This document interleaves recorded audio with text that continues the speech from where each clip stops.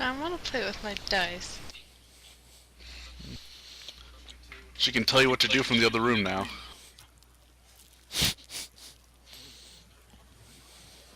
Alright.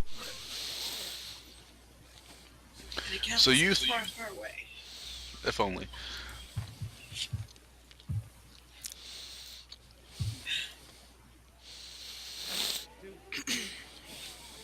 Should I have anything out? Just pop open your character sheet. Okay. I have it open. Alright, so you, Band of Adventurers, has come to... I am muting Lala for a moment, because the echo. You, Band of Adventurers, have come to the town of... What did I say? Briarholm. You've come to the town of Briarholm, searching for work, through the Mercenary Guild of Ord. They've been putting out summons for work across the country.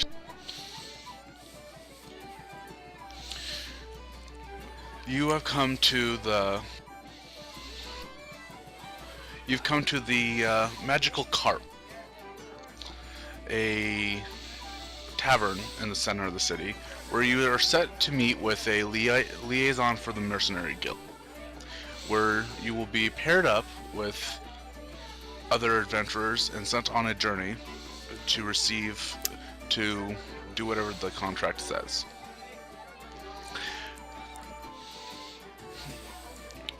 Alright, it's about midday. The tavern is full of people. Men, women, different races all around, just enjoying their drink, having food, having a general good time.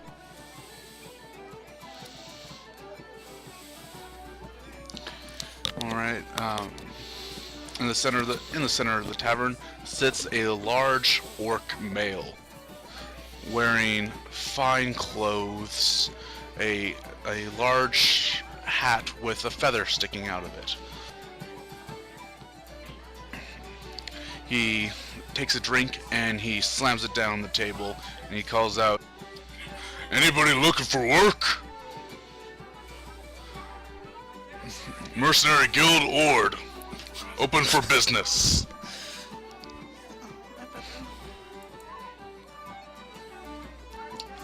Some people look at him, some go back to their drinks, not necessarily the adventuring type. I'll walk up to him. Alright. I'll say, is there anything that I can help with? Ah, perhaps. Please, my lady, have a seat at the table. He stands up and pulls a chair out and lets you sit down. Anybody else in this tavern looking for some good work, great pay, maybe some renown?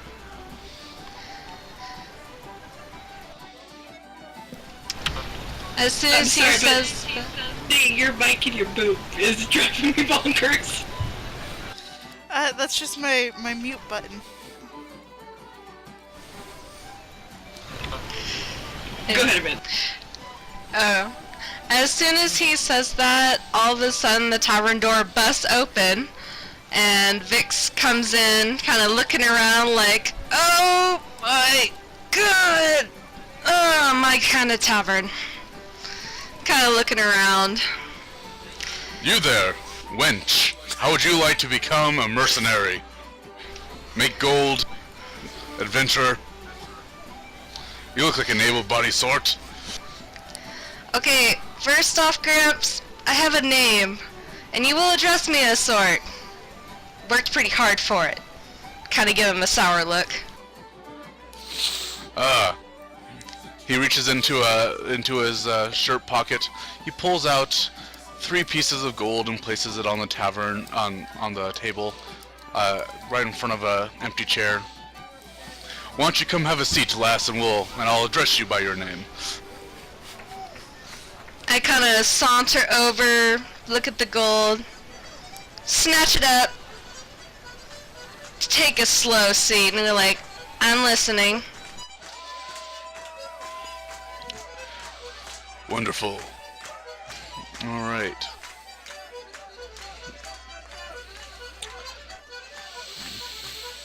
Lala, do you want your character to be in here? In the tavern, or do you want to make an entrance like Amanda? Just kind of work your way in. No, I think I'm in the tavern, but I've been watching Amanda's thing, and so I saunter over and slap her upside the head and say I would help, but I don't deal with riffraff like that. Excuse me, riffraff? I immediately stand up and get in her face. I hope you know that I am a very famous person around here, so you better watch it. Ignoring this, I sit down to listen to the gentleman's offer. Alright, ladies, let's not start a brawl here. We can all be businessmen and women. Oh, we can. Anyone taking bets?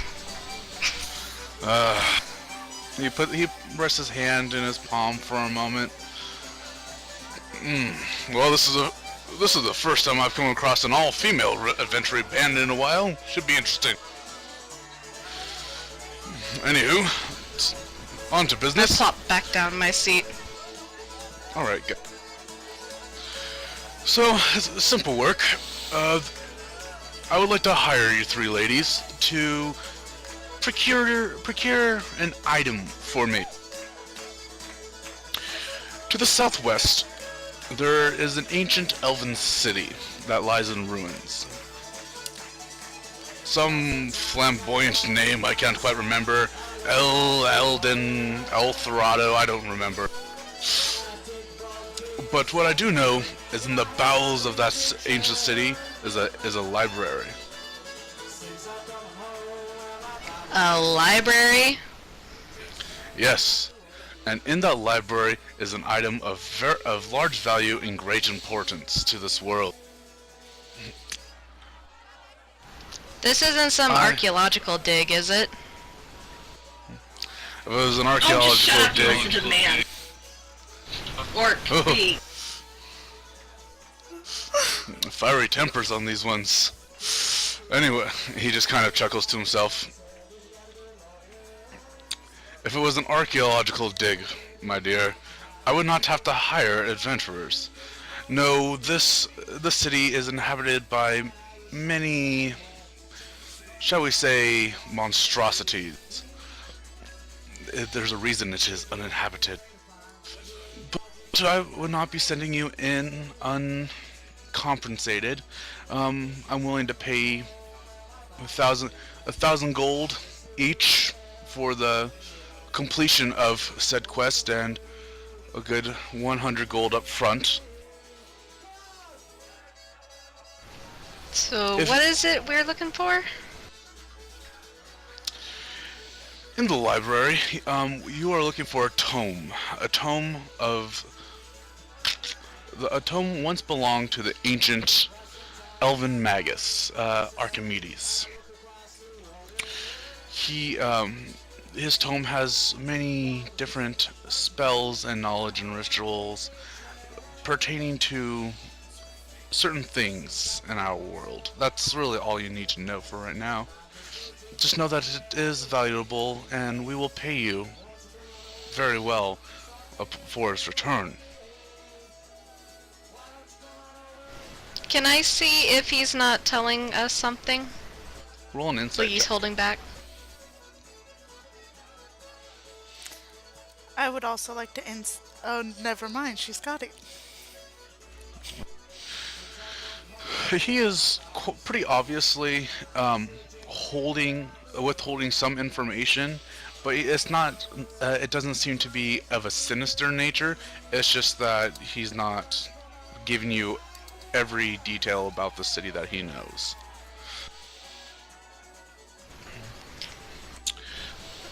You will be leaving within the hour or today, I'd hope. We would provide a guide to take you there should you not know your way. I mean, it's a fairly simple job. We just Need somebody to do it. What say you? I kinda let out a heavy sigh. Well, it's been getting kinda thick. In the streets. I should skip town for a little bit. I'm in. I am always willing to help those in need. Wonderful. And, you miss. He looks over to you, Lala. What say you? I don't trust you, and I don't think you're telling us the truth, but I'm in.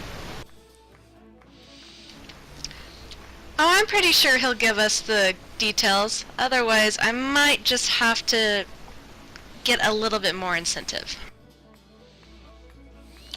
Oh, don't you all worry. Everything will be handled. He's gonna reach into a sack that's at his side. He's gonna pull out a small scroll. He's gonna unravel it. It's a map of the Elven city itself. We're going to need you. Here is so you can get around the Elven city. When you get there, he's going to hand you a seemingly simple wooden box. You need to place the tome in this. And that little thing? Why don't I just carry it? It'll be safer with me. Proper storage of the tome must be placed in this box. You can carry it in the box, but the tome needs to be placed in the box. If you say Listen, so. Brat, before we do anything, your little half-elf ass is not going to be doing anything with that tome. Wow. So Okay. much fire. I look over at her and I'm like, you must be new in town, so I'll let that comment slide just this once. And I turn back to the orc. Anyway, you were talking about money? Yes. If I may, before I continue, are you sure you two can work together? I mean, as a professional in a professional environment. He just kind of like squints and like glares at the two of you. Yeah. I kind I'm of just slowly saying, there's some obvious straighten tension. up and cross my legs, kind of in a real professional, cool manner. He's like, trust me, when it comes to a job, I am very professional. You have nothing to worry about. Good. Should I roll a charisma check on that one? No. Very well, very well. Anyway, should the book not be brought to me in this box, you shall not be paid, and let's see, you'll get 100 gold as you set off, 1,000 gold upon successful returning and delivery of the book. Oh yes, he pulls out 3 scrolls, unravels them, plops them down in front of each of you. Waivers. This is a simple contract saying that the Guild of Ord is not responsible for any death or dismemberment or anything that may happen, any curses, any diseases that may happen. Also, any sort of reward that can be passed on to your next of kin should you fail. Simple adventuring contract. These again? Really? I kind of heave another Lays heavy down sigh the as I quill for each of sign. you. I'm the first to sign. Alright. After each of you fills out the paperwork, he rolls it back up. Pleasure doing business with you. He slowly stands and, follow me, I'll get you to a carriage. Oh, service. Never had this before on a job. kind of stand up and follow him. All right. I have a feeling this is going to be a very long job. A very unpleasant one. But money's money.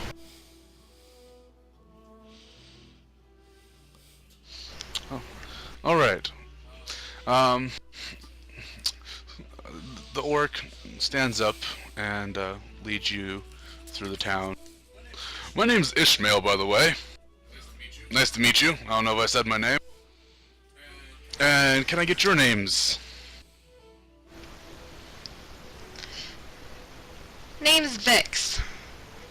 And that's really all you need to know at this point. That's really all I care for, my dear. And then, what about you? He looks over at towards you, Lala. What's your name? I am called Valanthe. Valanthe? Yes. Valanthe, okay. Valanthe, interesting name. Haven't heard one like that before. Oh. Well, whatever works. And other elf. What do you go by? My name is Ophelia. Ophelia. Radiant. Wonderful. Anyway, as you make your way through the city, or the town, it's kind of busy as people go about their days, buying, selling wares. Small children playing in the street. You make your way to the edge of the town, and there's a small wagon, kind of Oregon Trail style with the tent over the top, wooden base, and some ox at the front of it. There stands a large human male wearing vibrant blue silk-looking pants and a blue silk-looking mask on his head. His back is turned to you, but you can see that this man is made of muscle. There is not an ounce of fat on him. At his side is a rather small, probably just shy of 5 feet tall, human male with wearing simple clothes and a hat with two long feathers coming out of it, one on each side. He's got what looks like a musical instrument in his hand, and a backpack with various different items clinging to his back. I kind of raise an eyebrow at the two, like, huh. What did you say this city that we're in right now is called?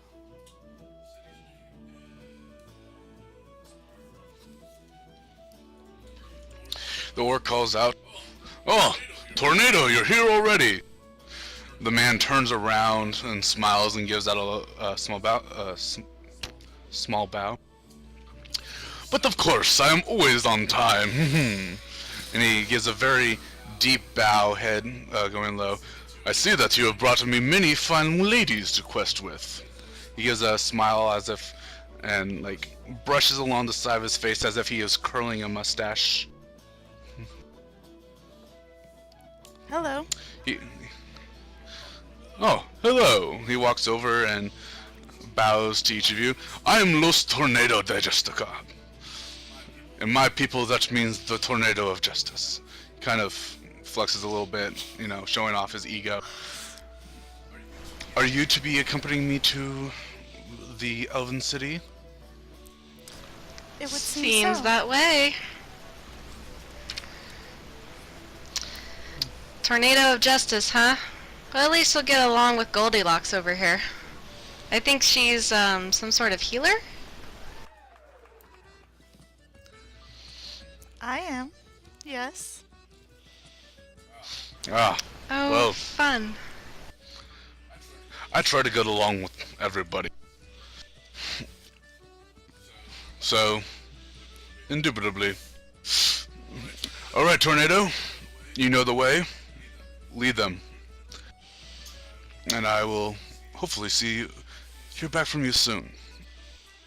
Ishmael tips his hat and turns to walk back into town. Is there a quick possibility that I could try to lift some of his gold off of him as he passes? Okay. If you want to do that, roll a sleight of hand check. Anybody who wishes to try and spot her needs to roll a perception check from their from the character sheet. And Lala, if you wish to do that, I'm sure you kind of did Nene go over how to Nicely do done. skill? Day. Nice. I have a +5 to perception. Okay. I have a +3, but I roll terribly. We know this. All right. Oof.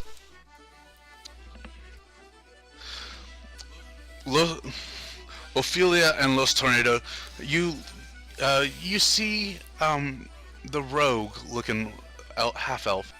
As the orc turns to leave, you see her hand slowly creep over towards it, towards his coin purse at his belt.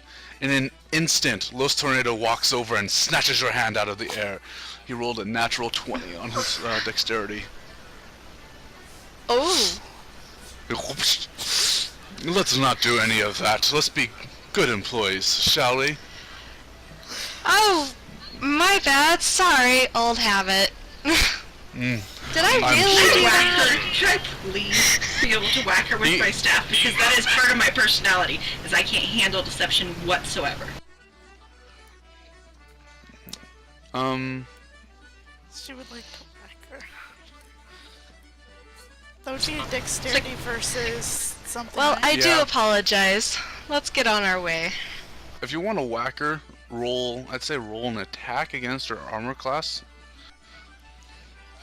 As you go to whack her, Los Tornado's gonna take your hand that he's gripping and he's just gonna kiss it. Mwah. I'm sure it was just an accident. And he's gonna release you. If you want to whack her with your stick, go ahead. It'd be fun. It could be fun.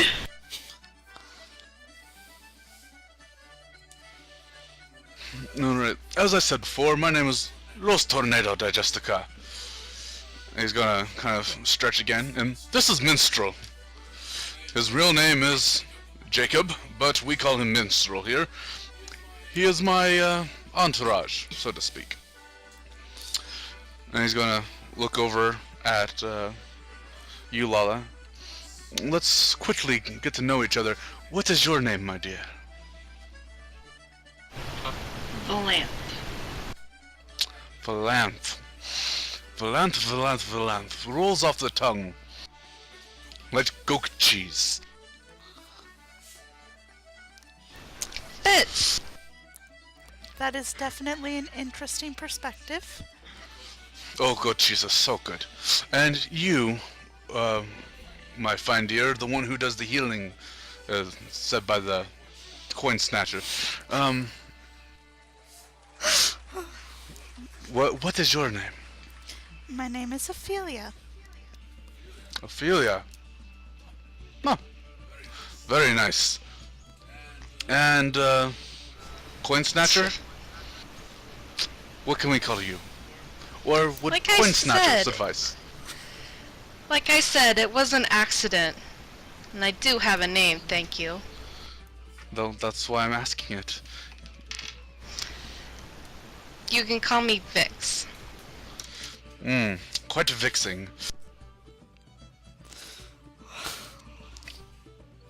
Very So well. why do they call you the Tornado? Because I am fast with my hands.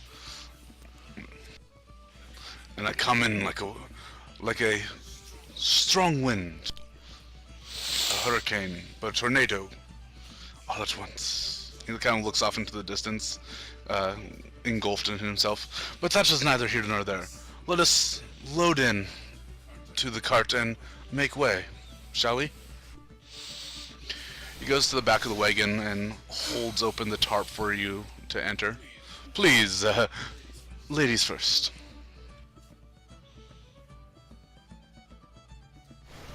As I go in, I kind of glance at him. Such a gentleman, thank you. He gives you a slight bow. I follow after. Thank you. You're quite welcome. And you as well. He offers a hand out to Valanthe. I don't need any help, and I jump in. Oh, the fire of this one is hard to be matched. And Los Tornados starts to climb in himself, and that's when Minstrel comes in. Sir, may I be allowed to ride in the back? He kind of looks down at it. No. No, you may not. You are the driver. Don't forget that. Go around, hop up front, and get this going. And he kind of pats him on the head. Yes, sir. How foolish of me to think so. And he kind of scurries around to the front and hops on.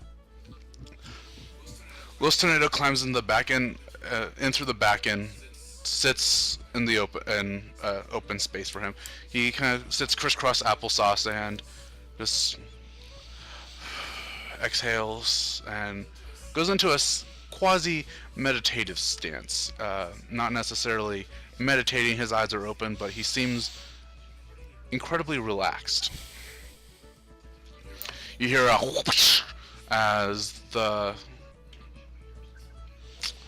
wagon starts in motion, and you are on your way towards the Elven City. As everyone gets settled in, I kind of relax, kind of lay, kind of sprawled out in my own little corner.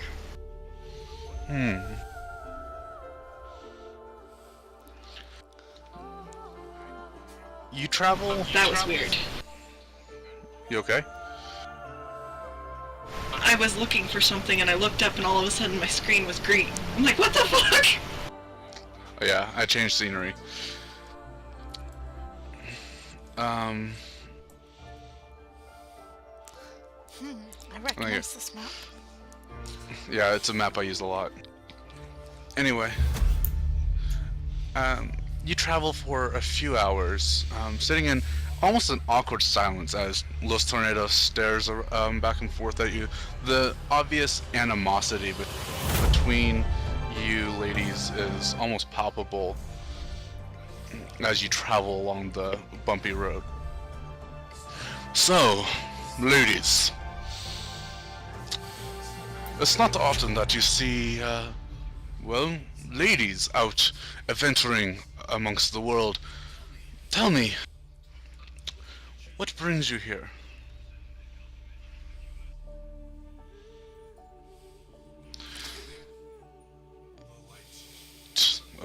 Ophelia, the light, apparently. You seem to be the most quiet. Let's hear from you first. He puts his hand on his chin, over the mask, of course, and stares at you intently. I just follow wherever the light tells me I am needed to help those who I might be able to aid.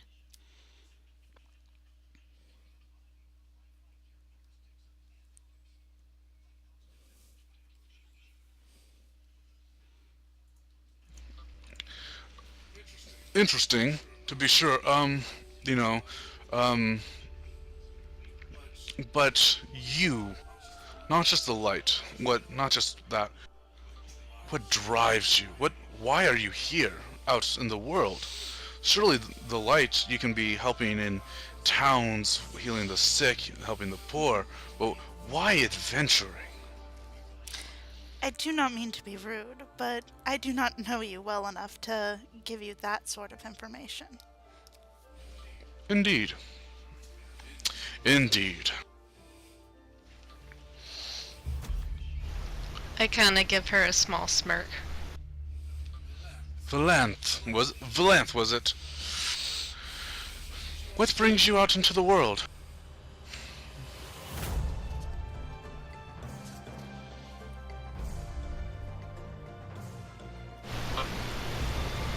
None of your business.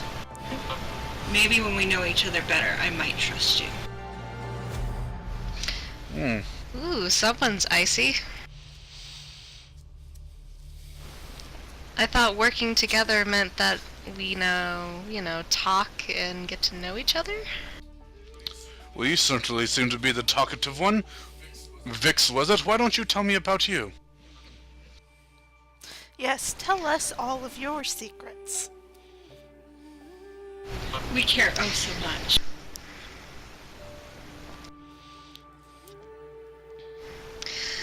Well, Ophelia, was it? I have many secrets. Depends on whether I'm in the mood or not to tell them, though. As for why I am here, I mean, it's an adventure. And besides, it was a good time to kind of skip town. Just for a little bit.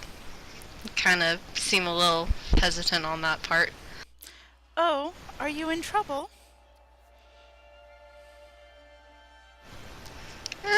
Let's just say that sometimes I can get some fans that might go overboard.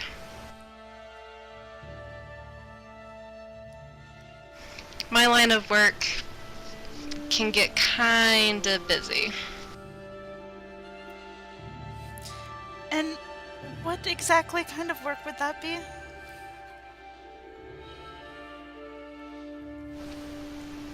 Commercial?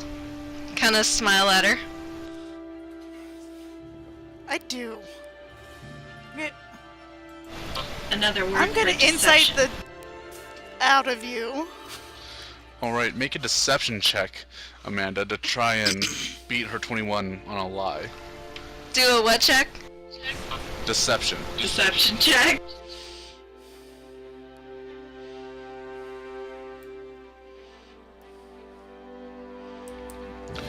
Ophelia, Damn you, nay. excuse me, you can tell that she's that's kind of bullshit. While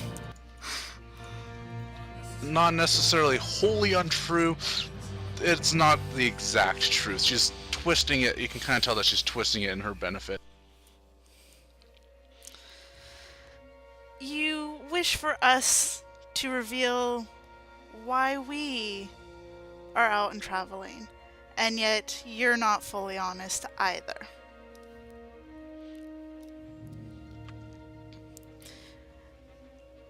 It's a two-way street, this honesty. Never thought I'd see the day where I get lectured by a... What are you again? An elf or a cleric? She's both of those things. A person? Obviously. A being, a female, what would you like? Well, actually, scratch what I said and just say never thought I'd see the day where I get lectured by a goody two-shoe such as yourself. Such animosity. Make sure you leave all that at the door if we get into any sort of trouble. His eyes kind of get really stern looking at each of you.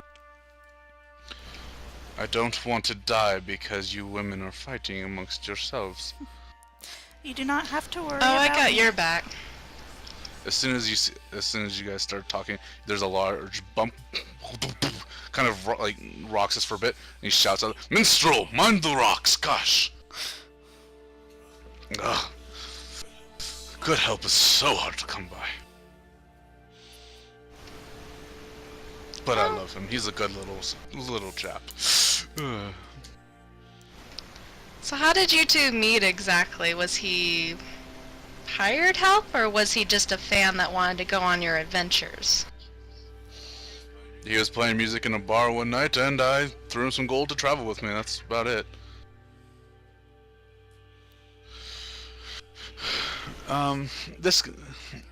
There's another awkward silence kind of lays over the party for a little bit. As you travel, nighttime starts to fall upon the group. It's a fairly uneventful travel. No fights, no nothing that really seems dangerous thus far. You've traveled quite a good distance. Whatever Minstrel is doing, he seems to really know how to get the lead out with the oxen.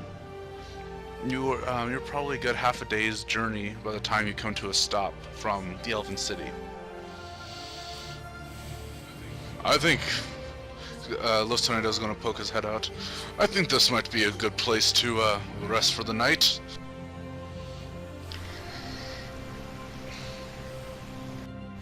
As I get out, I kind of stretch, kind of almost dramatically. It's about time. I was getting stiff in that wagon.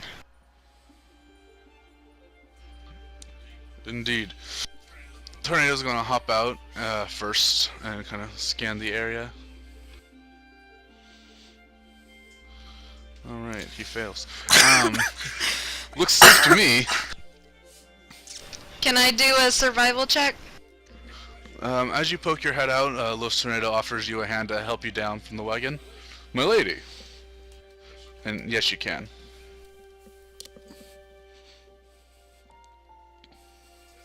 It's a perception to scan the area.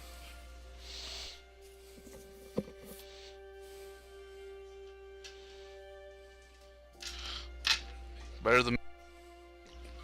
You don't see anything necessarily dangerous. Just some trees off to the side. I'll be the next one out. Alright. He helps lower you down and then extend his hand to Ophelia. Alright. Ophelia, you hear some movement in the bushes ahead. You can't discern the size of or necessarily what it is, but there's definitely some movement across the way, near where Los Tornado has said is a good spot to camp for the night.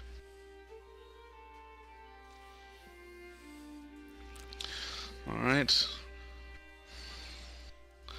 Valanthe, are you going to join us out here on the for the night?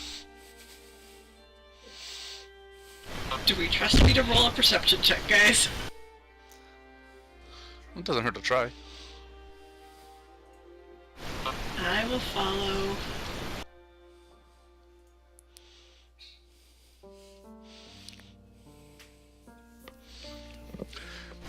Why do I bother? As you come out, Why do I bother? because you never know when you'll get that 120. As you come out, Los Tornado offers his hand to you. Will you take it this time?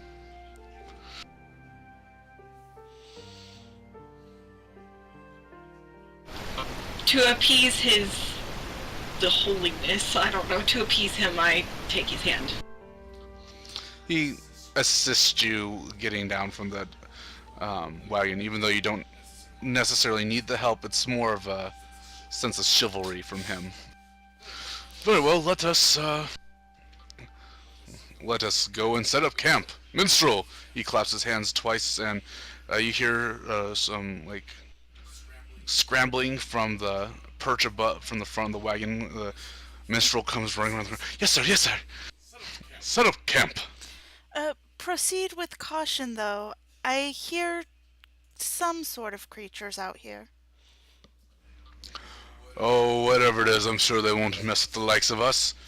There's 4 of us, and we are quite strong, quite brawny. Plus your minstrel. Minstrel or minstrel?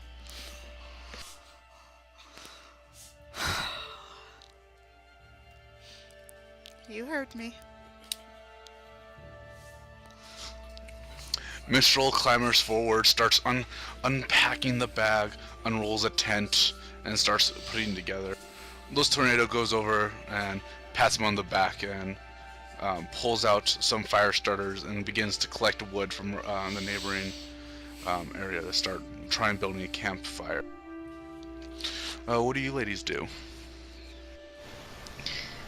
I kind of look around the area, kind of noting different physical features, but then start to make a spot for myself, going over to Minstrel and Los Tornados in helping, at least a little bit. I'm going to stretch and do a perimeter walk. Okay. And Valanthe? I'm gonna be scouting out the trees, looking for a high place to rest. She's scouting out trees looking for a high place to rest. Was ist das? Wait, what? He says to roll perception. Lala. Okay. And me as well. Ooh, Better than the 10. better than me. But not good enough. Somebody either above or below us is like smoking pot and it smells terrible. Anyway, where are we? Okay. Ophelia, you don't necessarily see anything out of place. Whatever was rustling in the bushes, you don't seem to hear anymore, though that may be due to the fact that the clanging sound of, hammer against stake as minstrel pounds wooden stakes into the ground. And Los Tornado shouts orders at him while he builds the fireplace. Valanthe, as you look around, you find a tree that with a fairly decent low-hanging branch that you could jump possibly to grab a hold and climb your way up the tree to get a good nesting spot for the night should you want to do that. It's oak. It seems a little out of place where most everything else is fir, Douglas fir, not necessarily Douglas fir, but fir trees, pines. This seems odd in the area.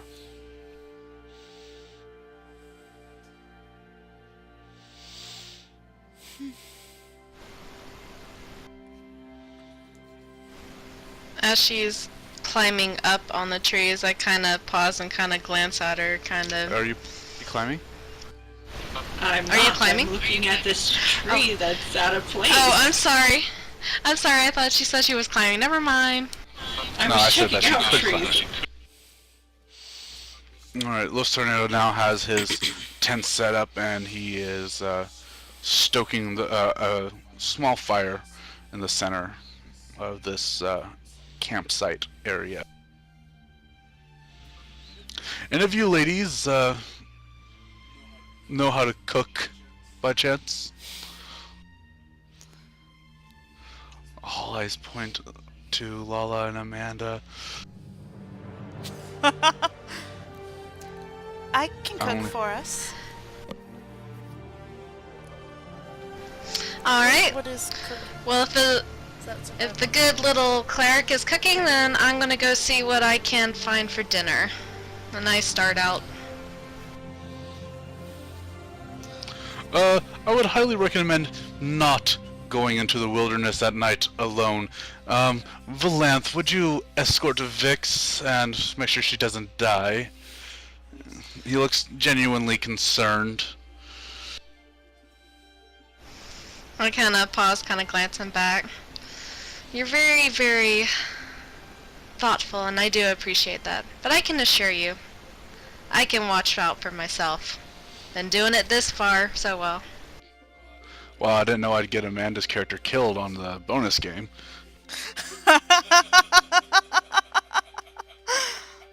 I'm not going far, just around. I'm kidding. I know. Do you have anything to say to that, Valanthe?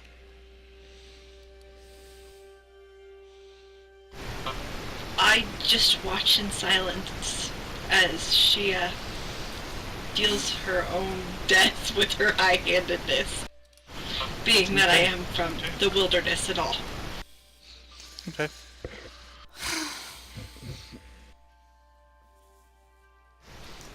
Now do I roll a survival check? First, are you trying to be quiet at all? Stealth check, yes.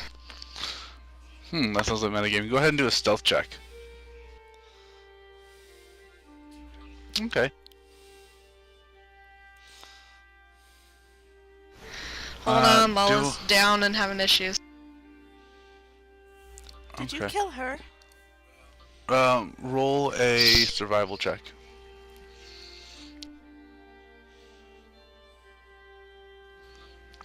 Alright. Probably, you're out there for probably a good 20 minutes. Then another, like, 10 minutes pass, and you hear something. You instinctively grab your dagger and throw it. You pin a rat to the root of a tree. That...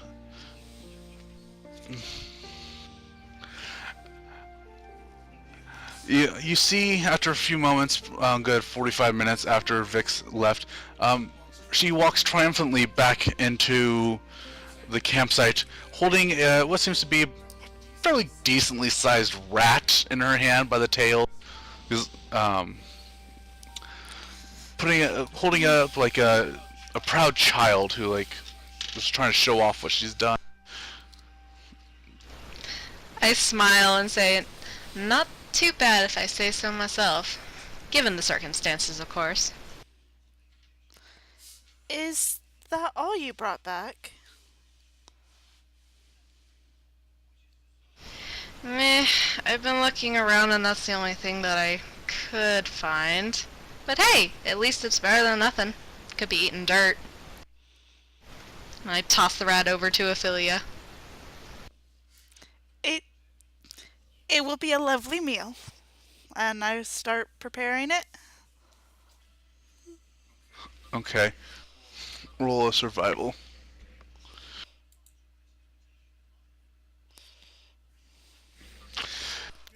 You're not quite used to working with a animal this small to try and make it work for adult-sized people and minstrel. Nice flat rat flail. As you kind of start to carve the flesh off and prepare the meat, you end up cutting into, how to put this, you kind of butcher the meat, so to speak. It's not really, you make some of it almost unusable with how you cut it. You manage to secure most of the meat. You put it in a large pot that Minstrel produced along with some other vegetables and whatnot to make a stew. You think that some bone got in there and maybe some brain. I kind of watched her as she was carving the meat, and as she dumps the last of it into the pot, I kind of put a hand on her shoulder. It's like, it's okay. First time for everything, I understand. And I just go to my corner and sit down. We can only be as good as the tools that we have. I kind of pause, kind of looking at her, like, thinking, did she just insult me? You will never know.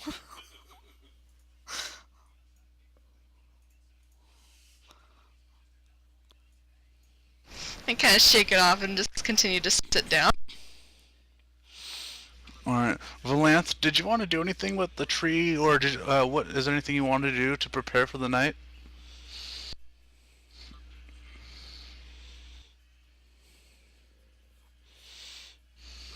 There's really no wrong answer. It's really, kind of whatever you want to do, just say it and do it. I know it can be almost intimidating to want to jump in and like do your own thing, but don't feel like you have to hold back. If you want to do something, go ahead and do it. Don't hold back, Lala. Unleash the inner fury. Set the trees on fire. We couldn't hear you over the vent. Set the trees on fire. No, Lala. Oh. Can you guys hear Lala at all? No, not at all.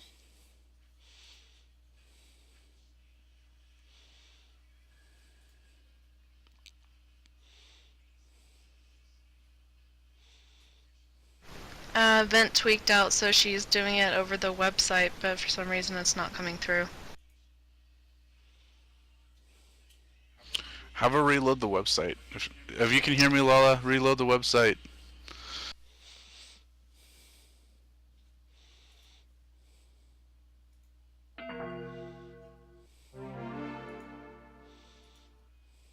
Can you hear me?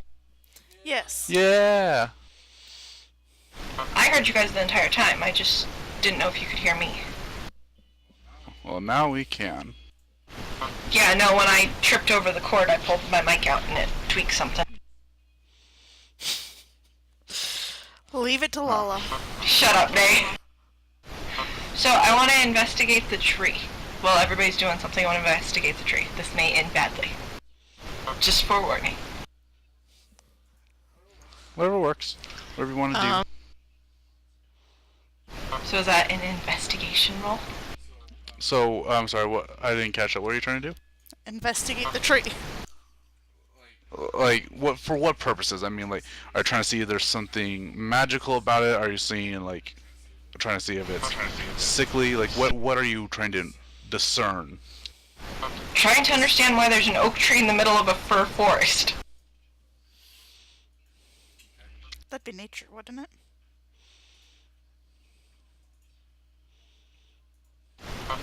Nene, you say things and I can sort of lip read and then you turn and I have no idea what you're saying. Oh, that's because it's just me making offhanded comments that don't really mean anything. Do a nature or an investigation check, whichever one is better for you. Whichever stat is higher. I don't know that that's gonna help me, but okay. Yeah, that was the higher one. Oh! At least it wasn't a 1? I don't think the trees want to talk, Lala. I have +4 to nature. I have +4 to nature. It might as well have been a 1. Yeah, they don't want to talk. Hey, at least you matched, 2, 2, 2. Okay. Anyway, you kind of look around the tree. You climb up it just to the first branch and sniff it, do druid stuff, and it seems normal to you. You knock on the bark, and inspect The tree some of the liquor. leaves. Yeah, and it's just an oak tree that is very curiously placed in this forest. As she sniffs the tree, I kind of can't help but look at her, kind of raising an eyebrow, and then I say, "Does the tree smell?"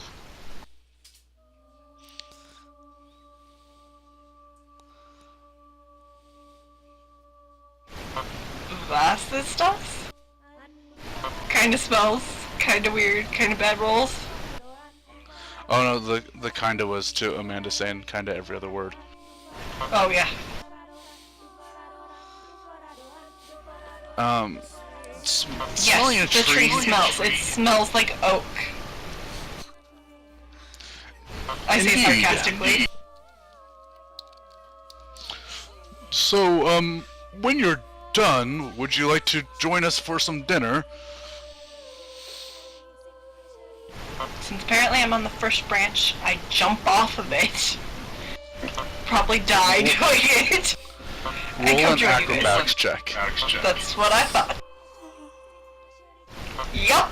Die jumping off the first branch! The branch isn't necessarily that high off the ground. But it kills me. No, you leap from it, and you go into a roll that looks kind of more like a tumble fall. You manage to kind of come up, straight up, kneeling. Your hair is all ruffled, and there's some grass in it. You hit your head a couple times harder on the ground than you had anticipated, but to an untrained eye, that may have looked like you meant to do that. But to everybody May else, have.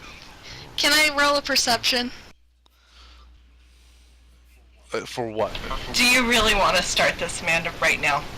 Really think about it. Alright, I'll let it go. She wants to know if Were you- she noticed that that was not meant. All I was gonna do is clap. It's pretty obvious that for you guys, Yeah. that wasn't intentional. If you'd let Corey finish, he would have told you that, because that's kind of what he was saying. Jump the gun, Mudge, dork. Anywho, so you go over and you guys eat dinner, and nothing really seems to happen over the course of the night. Little Tornado stands up and stretches. That was a fine dinner, Ophelia. Thank you. A little light on the meat, but wasn't that bad. I only had so little to work with. You're welcome. Kinda glare at her. Next time I'd like to see you hunt. Oh, in the morning you all will be in a better mood. So which one of us would like to take the first watch? Oh, by all means. I think I am far from tired, so I'll do it. I stand up, kinda walk over to another nearby tree. Kinda leaning up against it. Okay. If anybody wants to take the first watch with her, that's fine. I am just going to go into a trance because I do not need to sleep. Okay, you're just gonna kind of quasi-meditate. So can you, Lola. You can just Right. kind of sit there and trance. Before I do that, I quietly whisper to Ophelia, "Thank you," and then I go into my meditative state. Okay. You see Los Tornado crawl into his tent, closing the things shut. You then see Minstrel go next to the tent next to his. There is a rather small tent that he kind of squeezes himself into. If you've ever seen the Emperor's New Groove, it's similar to Krunk's tent. It just kind of goes over the chest That's and nice. the vitals. This poor little music man. If the party ever meets him, I'll have Urine get him killed too. Oh. You are so mean. I just don't want to talk to any of you right now. It's okay, because everybody's asleep. Alright. The first couple hours pass relatively uneventful. Urine, roll perception. Not urine. Whatever your name is, Vix.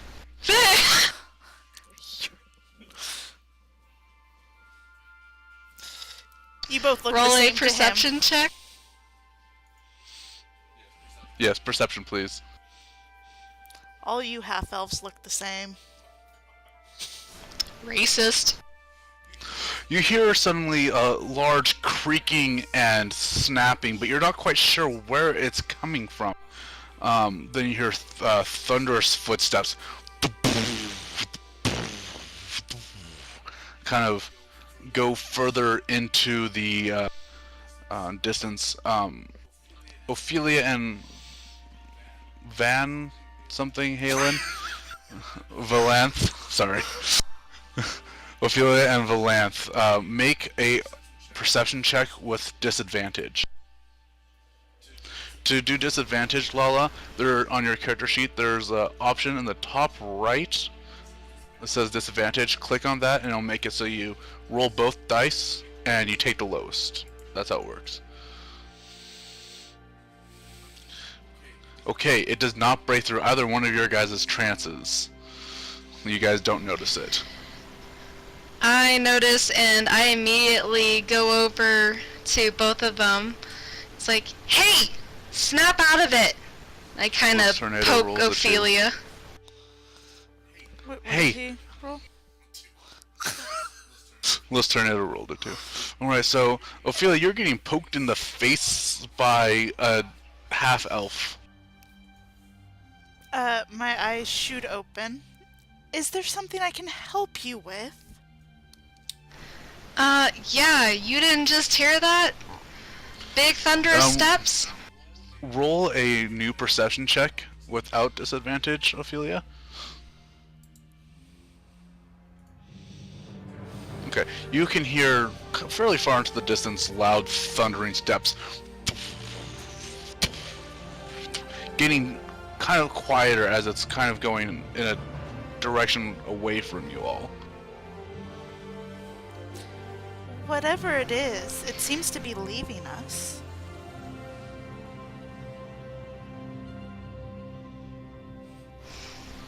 Yeah, and you're not the least bit curious of what it is? It could come back.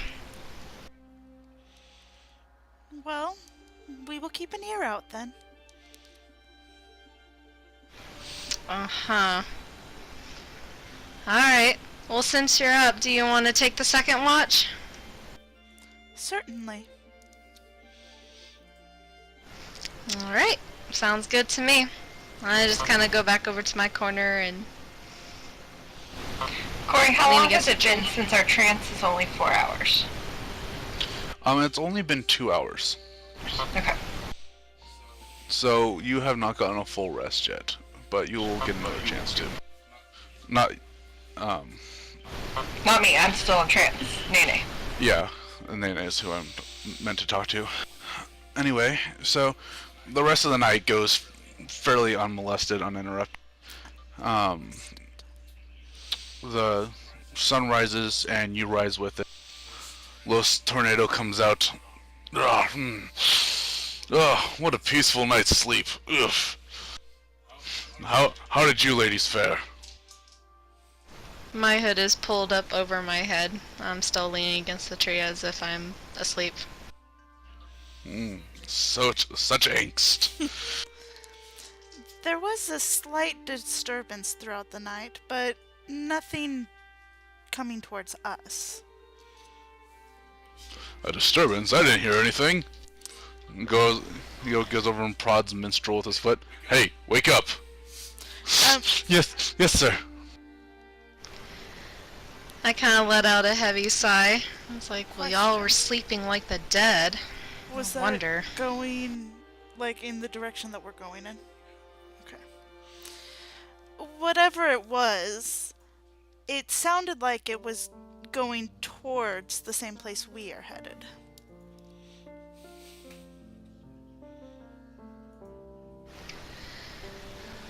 I kind of pull my hood back. Looks like we have another contender. Maybe we should get going. Indeed. Minstrel, my rations. Minstrel scurries to the pack and pulls out some jerky and hands it to Los Tornado, who takes a large bite of it. Delicious. And Minstrel starts to frantically undo the tent and start to pack things up. It takes a good probably 20 minutes, and then I would like to before help he's him. allowed to final. Okay, good. With your help, it takes a good 10 minutes before he's allowed to eat finally for the day. He had to do his chores first. As You're everyone's breaking Lala's getting heart up, too. I silently get up and make my way over to Ophelia. When she has a moment, I actually drop a small packed ration. Imagine she's kneeling, so it lands like fairly in front of her. And then I just mention, "You'll need this. Eat up." And I just walk away. And then I head over to Val, and I pause in front of her, and then just silently hand her another packaged ration as well, with no look of discontent, but just silently handing her the ration pack. Take it, senpai. Notice me. Who the heck is Val? Valanthe. Oh, I know what Valanthe. she means. Her She's calls just it Val offended. shorter. The game name is Vol. Vol. Wait. You said Val, not Vol. Okay, well, Vol, excuse me.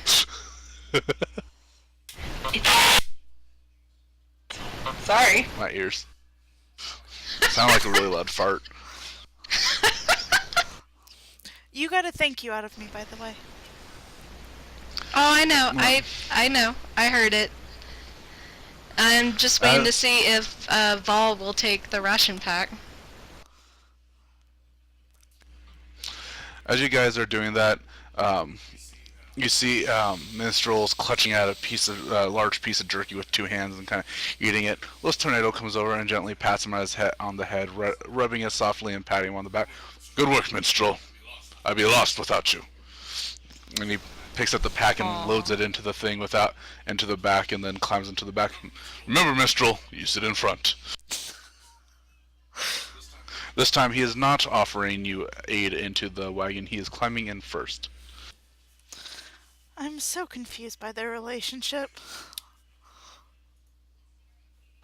As we walk towards the wagon, and yes, I picked up the rations, I hand the rations to Minstrel. Just subtly going by, and then I jump into the back of the wagon.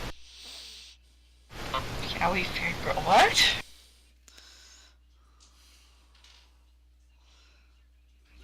They're confused by the relationship. Not everything has to be gay boy love. That is not what was causing confusion. Which one's the sub? Which one's the dom? I just climb up into the damn wagon. I see her hand off the ration pack to Minstrel and just kind of, almost like my eyes narrow, noting that, and then just silently hop up into the bandwagon as well. The bandwagon.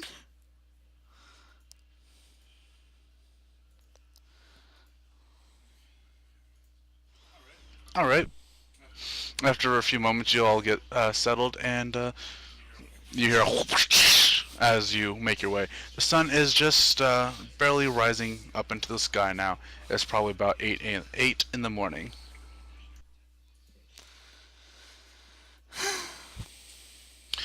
You travel for a few hours, and you start to come into a area that looks like it has ancient structures. You can see columns and ruined buildings in the distance. There's a slight, almost fog that covers the area, but it's not obscuring everything. It's just it makes it hard to see into the far distance.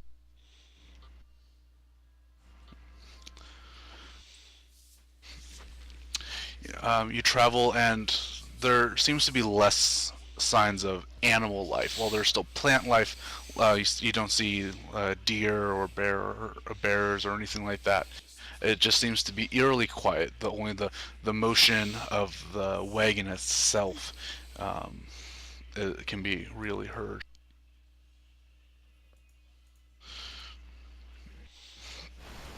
Okay, You make your way this up is to- kind of creepy. Be on guard. You make your way up towards...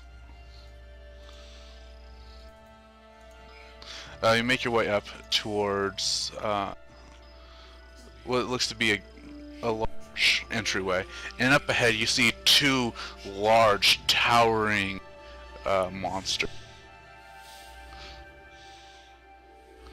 By towering, I say they're, even from where you're standing, they look to be a good 10 or so feet tall.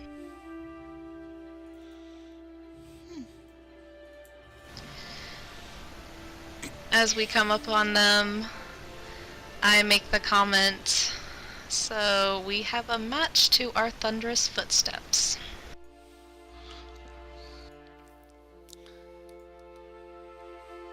Should we find a way around?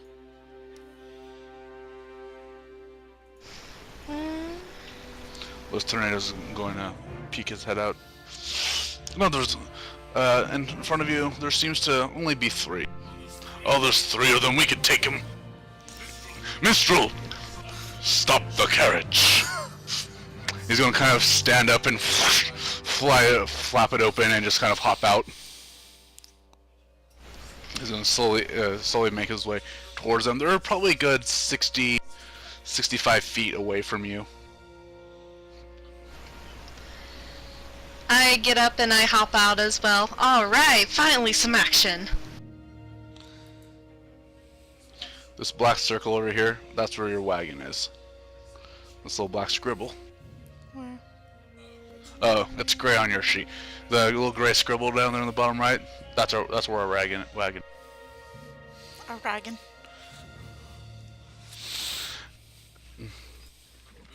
Alright, you see Los Tornado kind of stretch, kind of flex his muscles. Alright. Oi! You three! Would you kindly get out of the way? We are here to investigate a few things. The large creatures... here, let me give you guys a visual representation of it.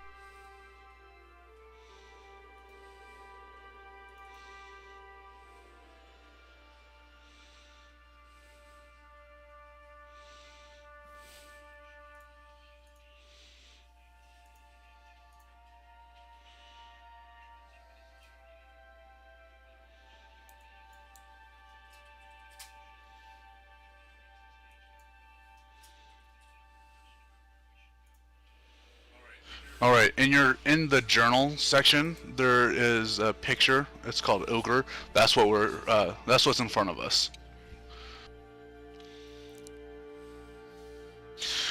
The two of the three large creatures kind of lumber forward a little bit.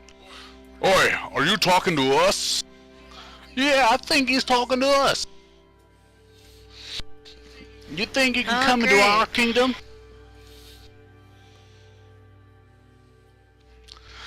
Funny. Girls, do these look like elves to you? They certainly don't smell like them. I kind of pinched my nose.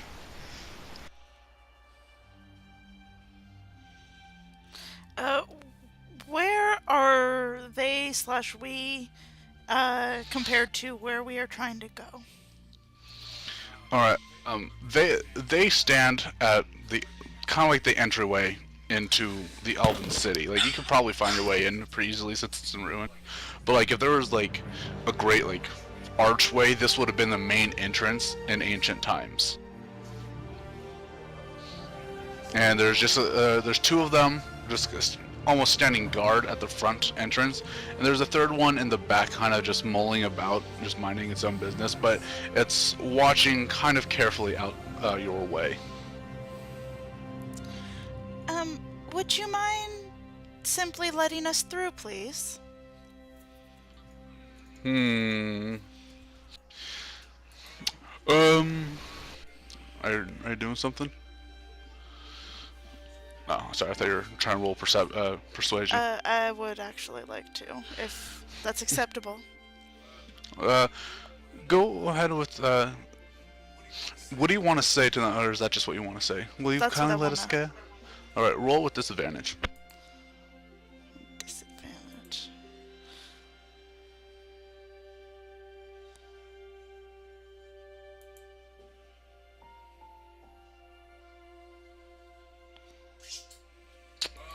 How about no?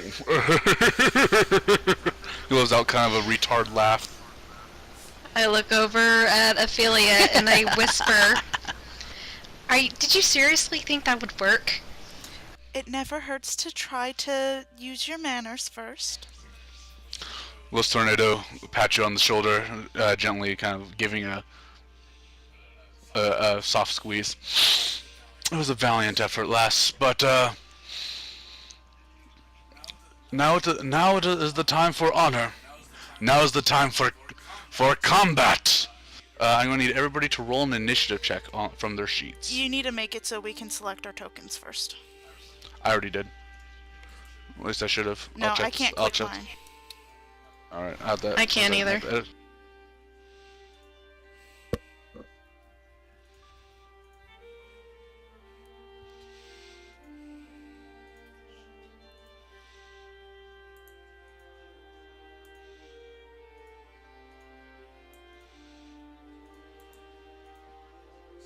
Sorry, it must not have saved when I did it earlier today.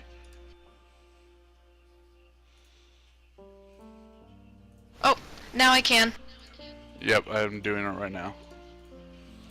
Alright. Alright. So, well, there should be an option that I says... can't select mine.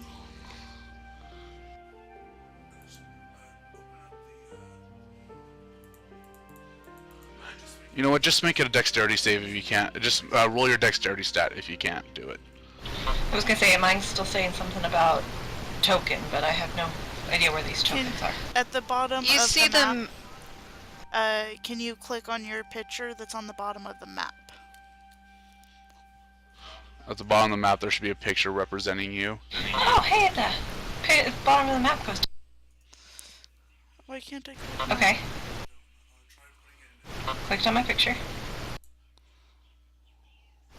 And then in your core sheet, hit initiative. It's right next to your armor class button. I still can't. Did I need to hit something when I clicked on my picture? No, you just needed to be able to select it by clicking on it. Okay, there we go. Why Nice. am I the only one who can't? I sure mine saved. Nice. I don't know why you can't. Why is Nene not? Nene's having some technical difficulty. Huh. Healer's down. Out of mana.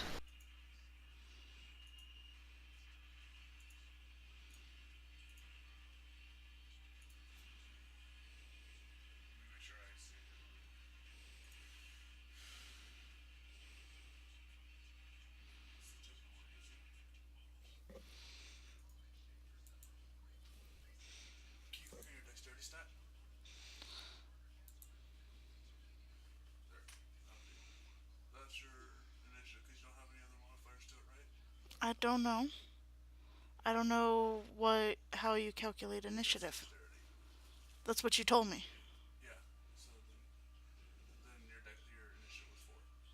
Okay.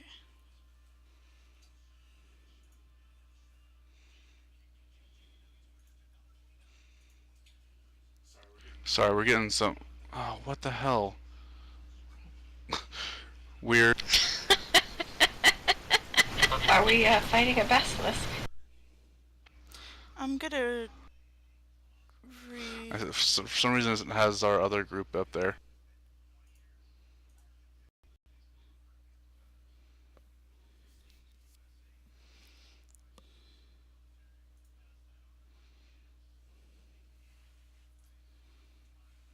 One second, Nene's having some technical difficulties. We're reloading it right now.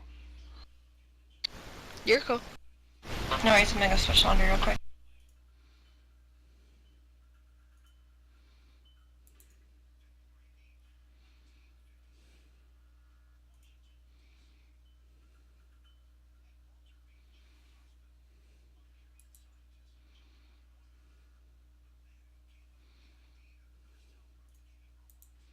Now I can select it.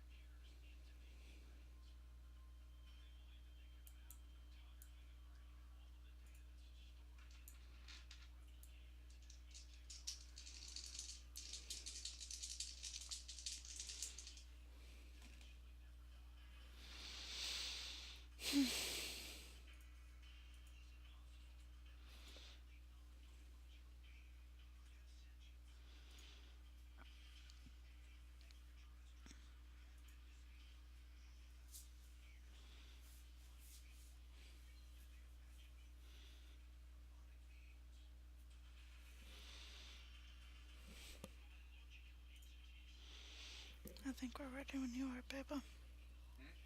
I said I think we're ready when you are. Yeah. Okay. I can see her. I can see her. I could hear you guys no matter what. Alright, give me 1 second. Now she I just can't. gotta move.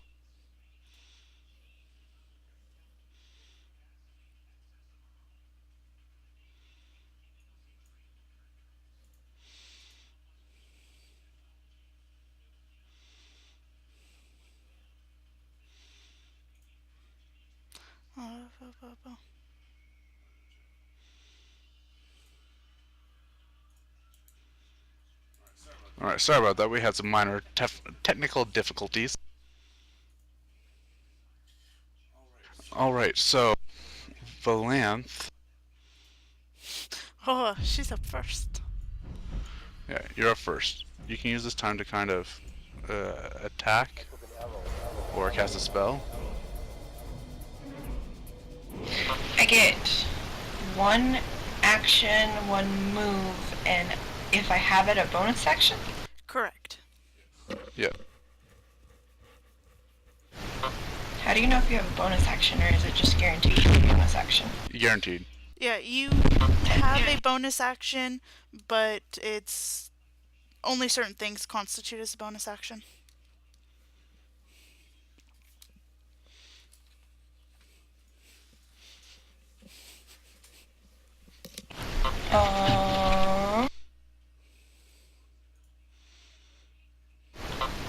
Would you say we're about 65 feet away? On that little drop-down menu, where up in the corner there, where you've got the thing that looks like a mouse and the paintbrush magnifying glass, the 4th one is a ruler, so you can measure.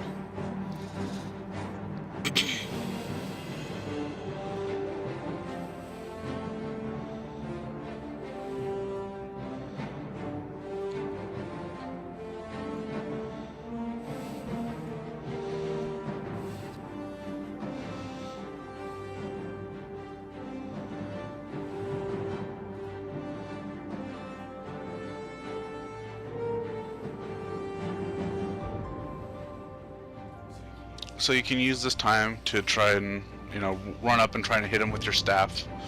One thing you could do is, turn into an animal, or you can try and cast one of your many spells here.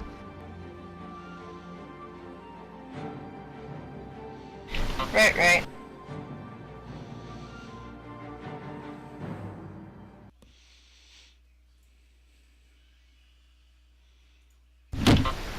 I want to cast Entangle on the ogre. I have no idea how to tell which one it is. Okay. Just left or right one. On the left. Okay. Go ahead and click on Entangle. You have to make sure you're not in edit mode in order to click on your spell.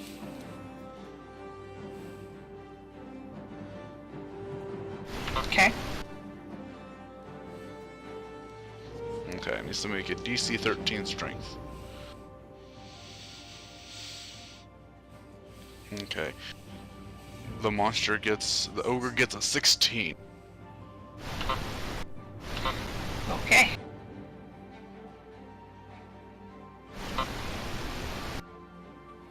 What does that mean? Just that it doesn't work? Yeah, I'm just reading this out.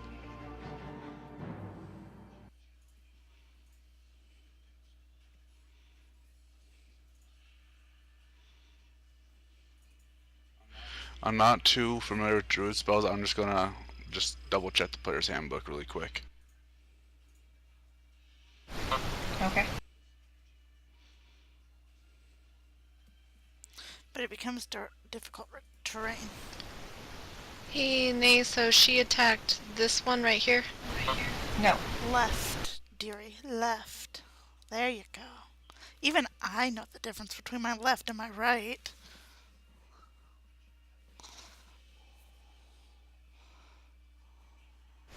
That was just mean. Low blow. I mean, come on, even Ona knows which one makes an L. Okay, so the area is still difficult terrain that makes it hard for him to pass through. Okay, so that will be your main action. So vines. And I have the ability. Oh, go ahead. Sorry. Vines spring up from the ground, grasping and trying to tangle around the ogre. What's this? It reaches over and starts to pull free the vines, ripping it from his body. Hey, no stupid magic! He throws down a big handful of vines, rather powerfully as it thumps to the ground. The ground itself is kind of upturned from the vines that sprung forward from the ground itself. It will be pretty hard to cross over that. And as my bonus action, I'm going to wild shape, which I can do, and turn into my death dog. Okay. Q. How is rolling And I think that's it stats for my turn, other than movement, and I'm not really a worried good about thing that. for her? Because she takes on the stats of what she turns into. So as far as if she has to roll anything. So right now, since you're in death dog form, excuse me. Anytime you need to roll an attack, I'll give you this. I'll tell you the stats that you need to, like, your options. Since we don't have. Do you have a monster manual open for you that you can get Yep. to? Yeah, I sent her. I Alright, found it so- and put it up in my background. I did that earlier. Alright. So whenever you need to make an attack or some sort of check while you're in death dog form, down near the bottom, there's what looks like a D20 on the left hand side, the little like tool thing where you saw like the ruler. She said to second roll her from stats. yeah, the dice rolling thing. Open that, and then on advanced roll, you have one D20 plus whatever your modifier is, and then click roll. So for example, like +3, that would give us, well, 4 in that roll. But that, just since we don't have a character sheet made up for your dog, makes sense, just like that. And then But add in +3 or whatever, right? yeah, whatever it needs to be. All right. Okay. All right, and you can still move, so you can kind of move around to the side if you want, or whatever you want to do.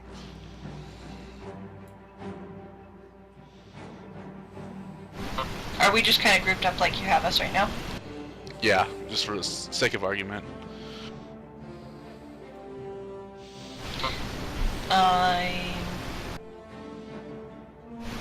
I'll move over to the left side past Ophelia.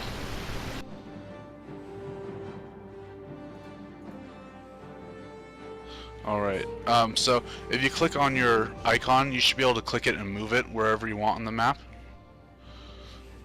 Click and drag.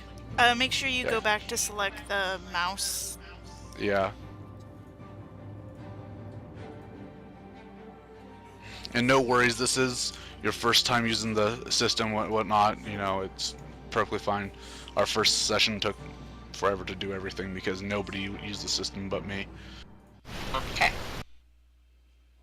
Okay, so you're going right over there. Wonderful. So that will bring us next to Los Tornado. I assume that was the end of your turn since you used up all your stuff. Yep.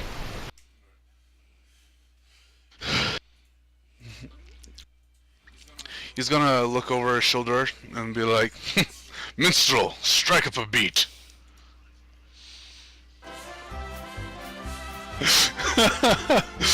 And then he's gonna like flex his muscles. He's gonna use his bonus action to rage, and he is going to charge the first ogre up in front of us.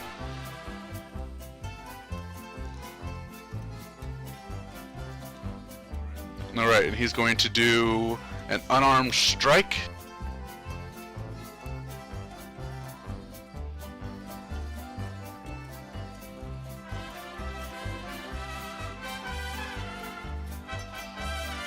That's going to hit. And alright, the ogre takes 9 points of damage.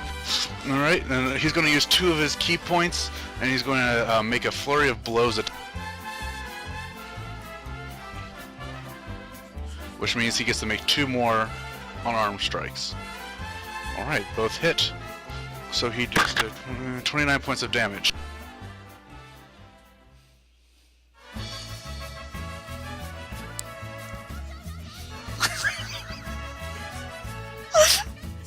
You look over and Minstrel just like, all of a sudden he's got like 3 instruments out. He's got the drum on his back, kind of like Bert and Mary Poppins. He's got his one-man band just going at it. Oh.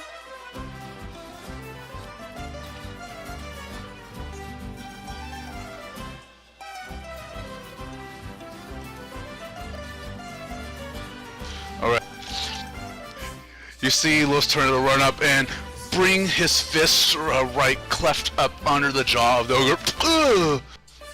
It's a resounding impact as the ogre stumbles back a couple of steps. He then spins around with a lot of flourish as he goes, Tornado Punch! Because, you know, that's the name of stuff. And he goes, boom, boom, boom! It hits him 3 rapid strikes at a time right in the chest. The ogre's, and he falls over backwards dead.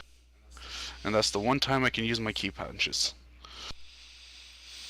Alright. Next is Ophelia.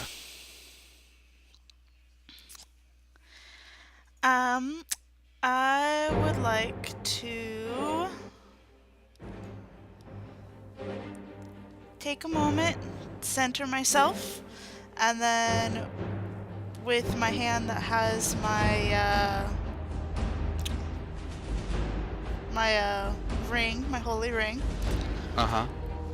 thrust it out towards the ogre on the right, and I'm going to cast Sacred Flame. Okay.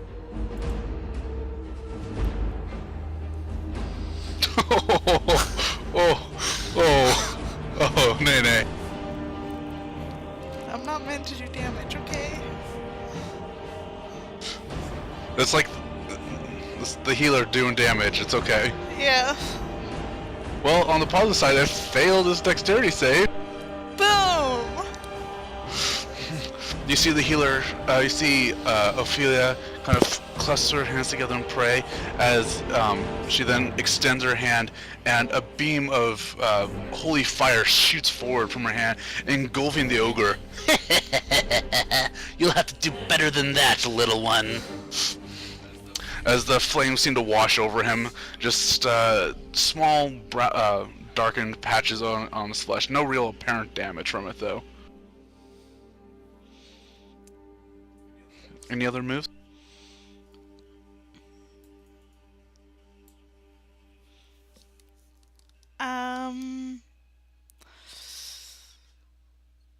No, I'm good.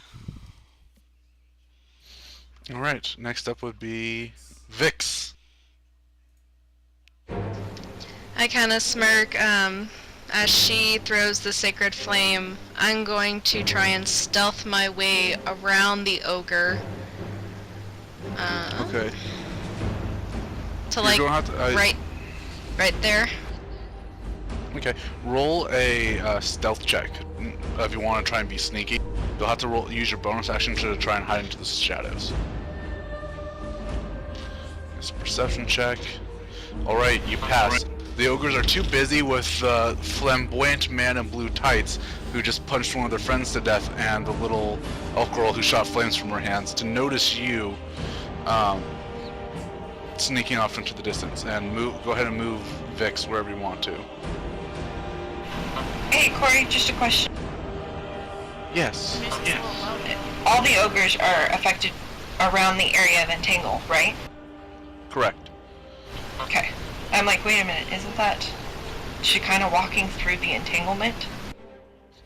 Yeah. She will have enough movement to get up there, but it'll be difficult terrain, essentially have your movement when you're going through it. Okay. Alright. So, are you going to take an attack against him? You said I already used my bonus action for the stealth? Yes. Can I still sneak attack after I do a regular attack? A sneak attack is when you make an attack on somebody and they're surprised by it. Okay, well this can be a surprise attack since I'm stealth Exactly. if it So hits. this attack is a sneak attack. Gosh, didn't you Okay. listen to the pirate at all? Yeah, Okay, well I just wanted to make sure that I was doing it right. For the record, Okay. if you said no, I wouldn't blame you. It was kind of hard to ignore him, I'm sorry.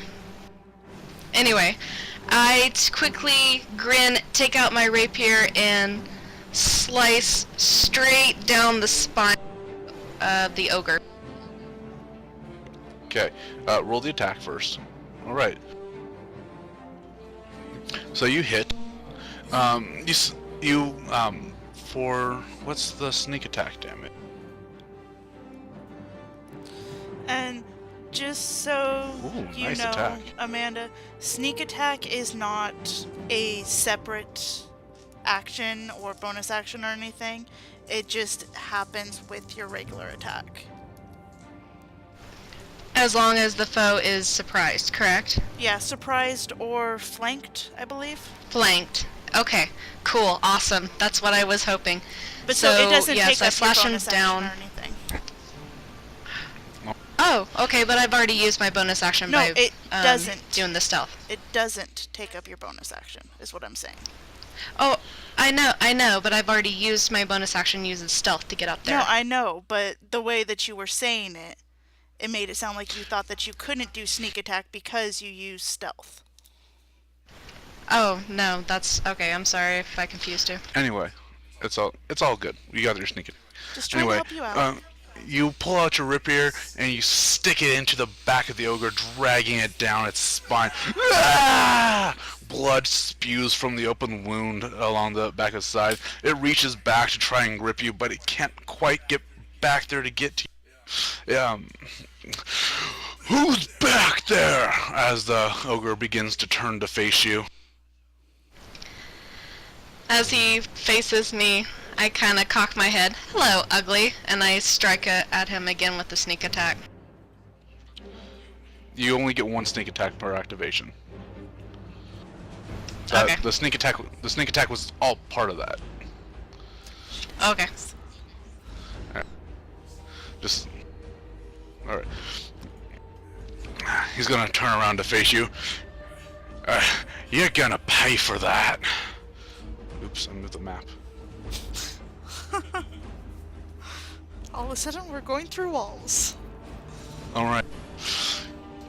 He's gonna lift up his rather large-looking what is it? Axe. One blade on the side with a wooden handle. All right. What's your armor class? 15. That's gonna hit.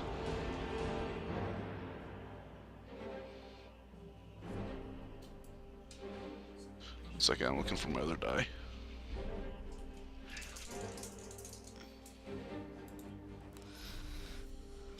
You take 12 points of damage.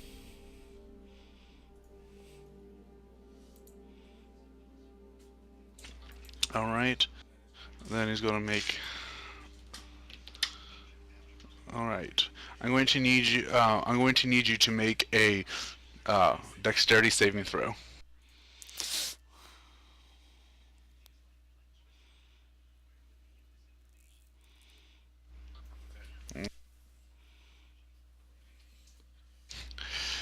The ogre brings his axe down, slashing it across your chest, sundering part of your under as blood wells from your chest, covering the leather armor in thick globs of blood. You let out a scream of pain as he laughs to himself at your misery. He lifts up his big, meaty foot to try and kick you, pushing you onto the ground, but you dodge at the last second, spinning in a slight flourish to the side, dodging the kick, clutching at your chest at the pain. Hey, Mickey, get her! The other ogre is going to come out, is going to lumber up from behind you and attack you now. This one has I advantage kinda- on the to hit. Aw, damn. Can I make a saving throw on that one? Nope. Alright, this one also hits.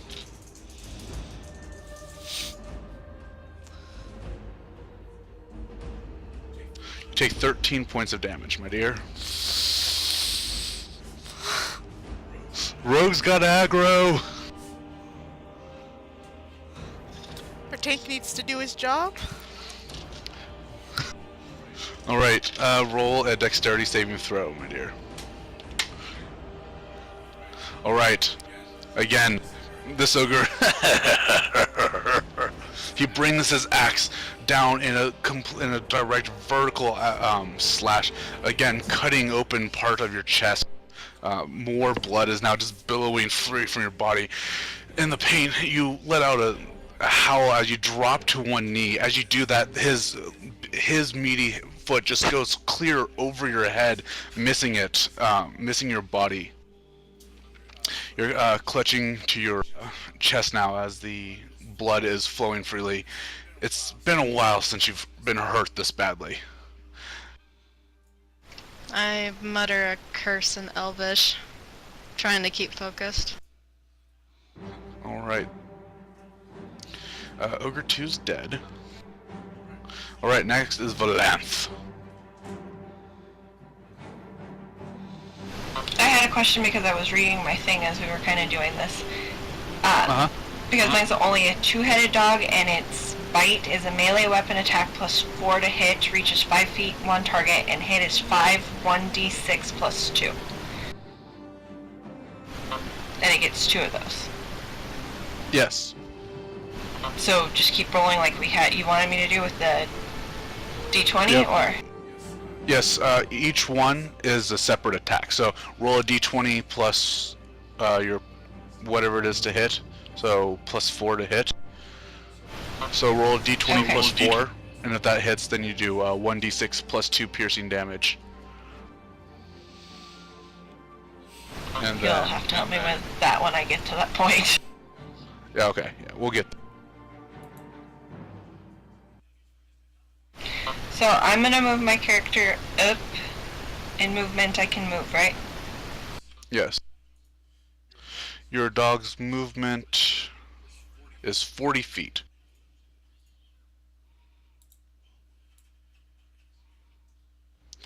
Yep, even with your reduced movement through the difficult terrain, you can reach the ogre up in the back. Has it been a minute? Because my concentration only lasts a minute for that. No, each round is 6 seconds. Okay. So, yeah. So it has So been it's still 6 fine. seconds. Perfect. 6 seconds. Um, Vix has almost died. Wow. Wow. Well, I'm gonna go right here. Okay. And I'm gonna Alright. attack this ogre. So really quick, you and Vex are flanking it, which means that it's being harried. You have advantage on this attack, which means that roll the d20 twice and take the higher of the two. Okay, so it's the d20 plus 4. Correct. Okay, and roll it twice. Correct. Alright, roll it again. Because even though that's going to hit, if you roll a nat 20, you want to take that, right? Alright, so that first one's going to hit. Now, there should be a drop-down option on where the d20 is. You're going to want change that to 1d6, and then have it be plus 2. And then roll that. Is it 1d6? Woohoo! Alright, 5 damage. Alright. You bite into bite into the blubbery flesh of its butt. You now this thing now needs to make a constitution saving throw or become poisoned. Yep. Alright, it passes that constitution. Now make your second attack. With the d6, right? No, this one is with the d20. Back to the d20, okay. Yes. Plus 4 again? Yep. At the bottom of the screen there, you should have last 10 rolls, and you should be able to just automatically yeah. reroll there. Yep. Okay. That's right. Thanks for a reminder. And then roll, you have advantage on this attack too, so roll again just in case you get the critical hit. All right, still a solid hit. And go ahead and roll the 1d6 damage. Woohoo for 4. All right, this time he fails his Constitution save. Your second head latches on, and now there's 2 dog heads just chomping on one cheek in each mouth. Just like kind of shaking your head back and forth. As in one butt cheek in each mouth? Yep, one butt cheek in each mouth. Alright, he takes an additional 8 points of poison damage from your diseased mouth. Nice. The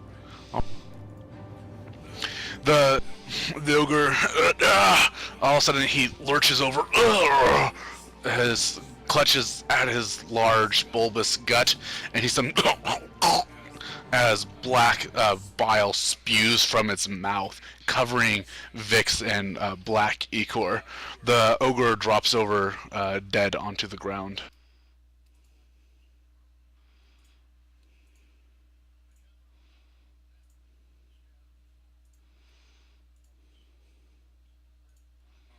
All right.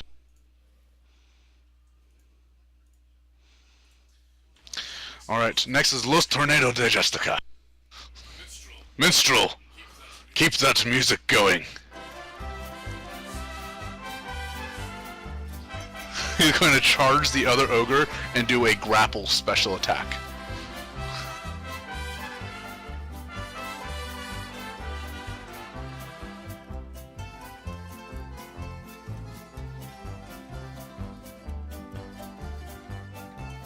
Alright, and the ogre rolls. Not that. You see, all of a sudden, Los Tornado runs over and just bear hug tackles this ogre, his large arms wrapping around him, gripping him tight. You're not hurting anyone else today. And he's going to make another check to try and pin the monster.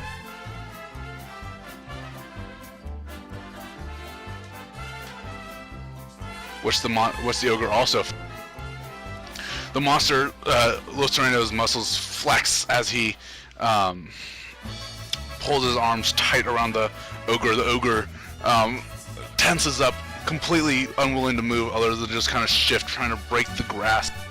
Los Tornado then gets one free headbutt attack. Does 11 points of damage to his head. Los Tornado, you hear... So as Los Tornado is doing this, you see him impact his head into the head of the ogre. You hear a resounding crack, similar to that of a thunderstorm, as these 2 large idiots clap their heads together. The ogre kind of wails in pain as he tries to stumble back, but he can't. Alright, that would be the end of that. So the ogre is now restrained. It can't move or make any attacks.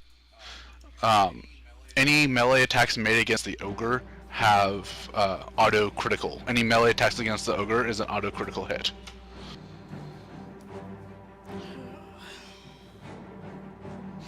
Alright, Ophelia, it's your turn. I am going to pivot towards Vix and shout, "Hold on!"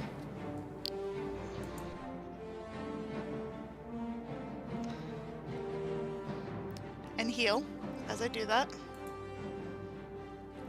Nice, 9 HP. And then I'm gonna come up next to her and place my hand on her shoulder and heal some more. Nice. Yeah, heals. So, Vix, as you're on the ground, breathing heavily, you hear Ophelia's voice, "Hold on!" And you're instantly inspired. You feel like it's easier to breathe. You can feel your wounds slightly closing as the warm magic, the warm healing magic from your cleric washes over you. And then your eyes open, and in an instant you realize, you feel the soft touch of Ophelia's hand on your shoulder as a large amount of warmth radiates from her hand, closing your wounds.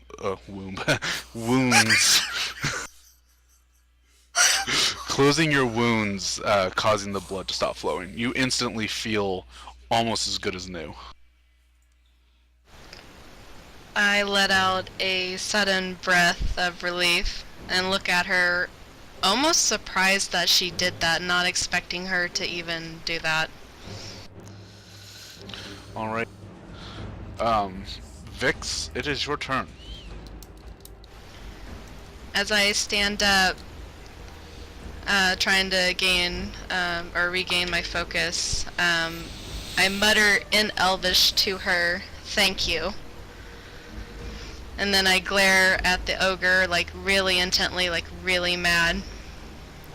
And I take out, or grip my rapier and do you think I could aim to cut off the neck without hitting Los Tornadoes? You could. It's going to make it harder to hit, but since it's restrained, it's easy to hit anyway. So go ahead and do that. Okay, I will do that then. Okay.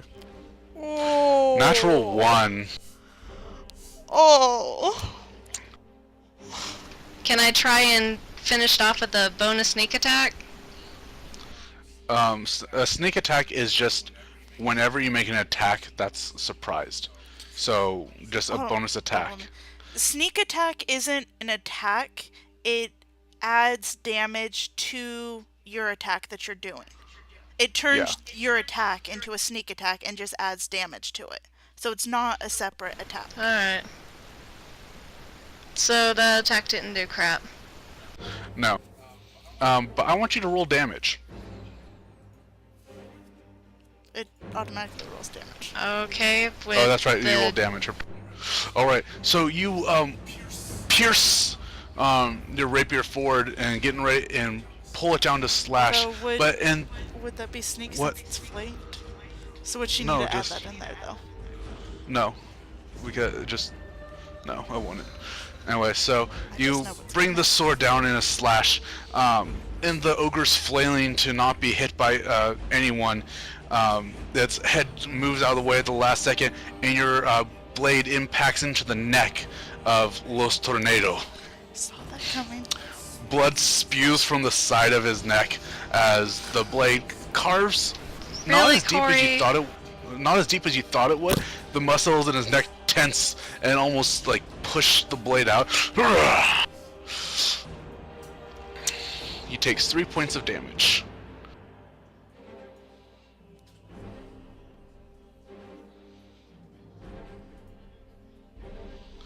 Alright. Alright. Hey, what's going on over there? Another ogre appears from down the road and starts lumbering towards you.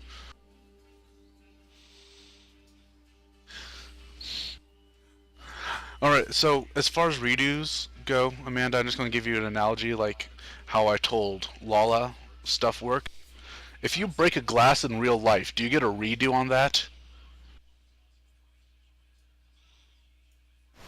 I was being sarcastic. I already knew the answer to that. Yes, you. Alright, so an ogre up here is going to lumber up and is going to try to make an attack against the devil dog that bit its friend's ass to death. Alright, what's the armor class on a death dog? Oh, not that high. Oh, he fails. Alright, Valanthe, and while you're in your dog form, you look up and you see as this ogre lumbers towards you, he brings his axe up and pulls it down hard to try and lob one of your heads off. As you look at it, you growl and stare intently, and this unnerves the ogre, causing him to bring the axe down just inches from your head, impacting into the stone floor next to you. The attack misses. Nice. It's a good thing I didn't have to roll. Alright. The ogre that is in the grips of Los Tornado is going to attempt to break free. 15 versus Los Tornadoes. Alright, in a moment, in an instant, you see the ogre spread his arms wide, breaking Los Tornado's grasp. He's going to make a kick attack against Los Tornado. It's going to miss, and then he's going to make an unarmed strike against Los Tornado, which will also miss. Los Tornado just bouncing back and forth, dodging out of the way, trying to not be hit by the ogre. Valanthe, it is your turn.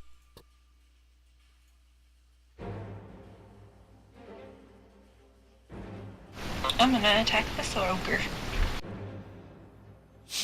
Okay. Do everything the same as before, or what's my Yes, change but you do now? not have. The only thing that's different is you do not have advantage, so you only roll the. So don't roll the d20 twice. Correct. Just roll the d21. Oh, wow. Oh. Too good to be true. All right, roll the other attack.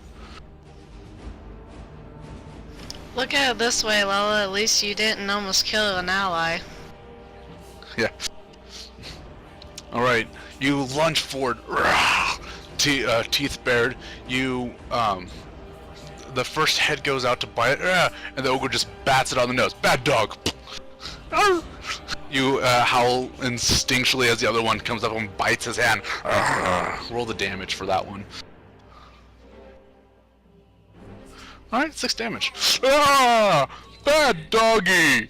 He shakes his hand in pain at you. He needs to make a Constitution saving throw. And he fails that. He takes 5 points of poison damage. Bad doggy! I don't feel good. He kind of spits out just a little bit of black bile that hits the ground right at your paws before he steps back. Do you have any bonus actions or anything you want to do there? No, I'm good. Alright.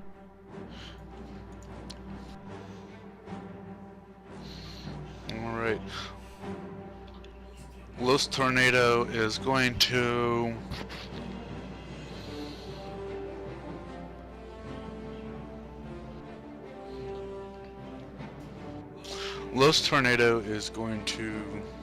disengage. He's going to come up. He's going to come around. He's going to come up here. That's going to cause attack of opportunity against him because he left the front arc, which hits Los Tornado. Los Tornado takes 8 plus 3 is 11. Los Tornado takes 5 points of damage.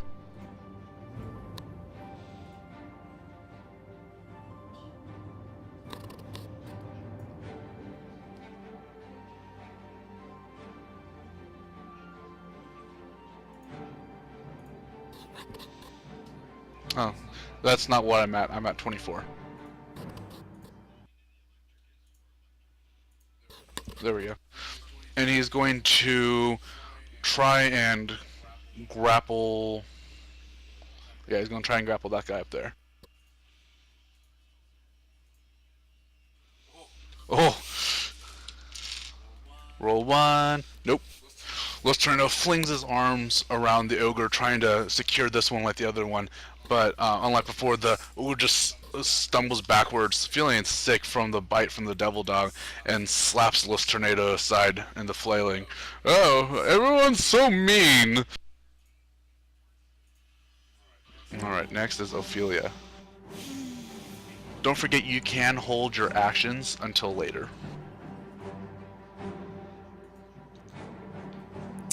You cannot hold movement or bonus actions, though. I am going to Sacred Flame the one that's the old one.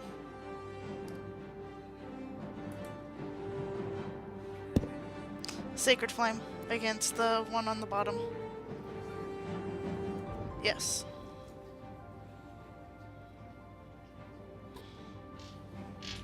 Alright, it fails its dexterity saving throw. Radiant damage. Right. You see the cleric. She makes a small prayer, then opens up her palm, letting loose another stream of flames against the ogre. In a moment, you see the form of the ogre start to like char and condense as the ogre falls over on the ground, set aflame, and killed.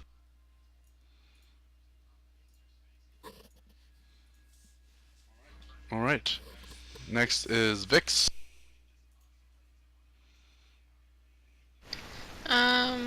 I want to move her right here. Okay.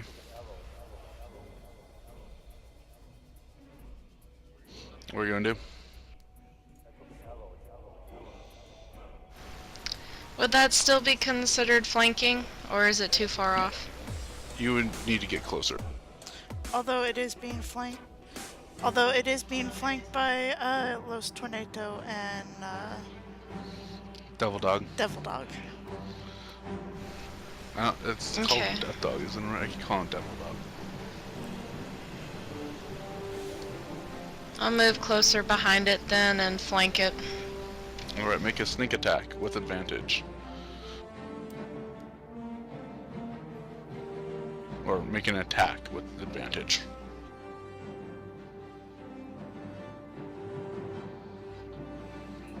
Roll again. Because you didn't click on advantage. Alright. So that'll hit. Go ahead and roll sneak attack damage. So 18 points of damage. You bring your blade into the back of this one's spine, and again you just carve down its back. The ogre, unfair, and he collapses over to the ground dead.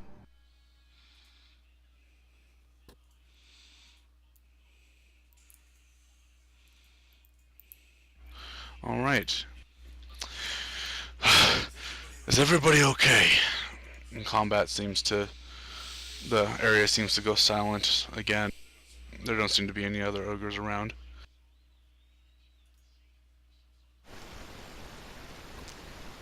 Yes, does anybody need Uh, aid?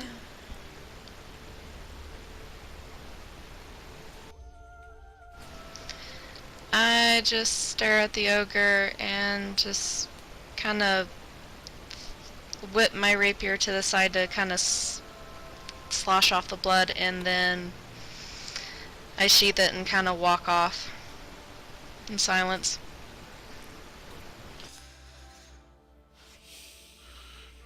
Don't travel too far, my lady. I come out of death dog form back to my elven form and say I'm good. I lean against the wall and just kind of cross my arms as if waiting for them to catch up.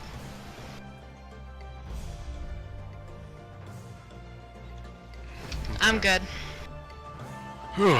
Well, that was quite the turn of events, wasn't it? Lucerno kind of brushes his chest. Minstrel, he gives a big thumbs up. Great music, as always. Always eager to please, sir.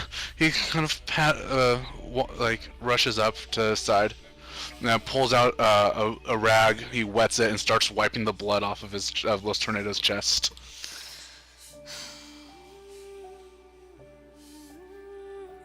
Ugh. I'm gonna take a moment to give a silent prayer. Okay. This is the first of many trials we will have, I'm sure of it. Let us rest for a moment before we delve deeper into the city. So I say we take a rest and potty break because I gotta pee. Same here. Okay. Ditto.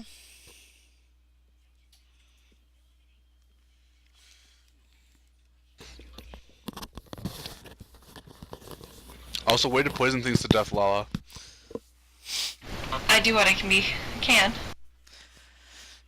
She says she does what she can. Yeah. I think we're going to. We're definitely not going to make it all the way through tonight. Oh, not even close. So until the next time we play, if you want to set it up, I will work on getting her stuff inputted. Unless she wants to input it herself. The death dog stuff.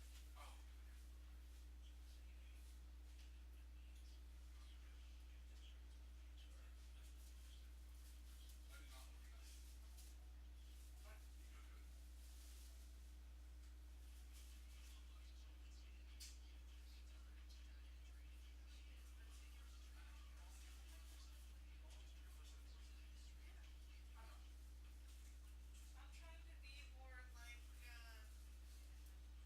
show the way. Still scared though. I know. It's my friends that have lost them around still.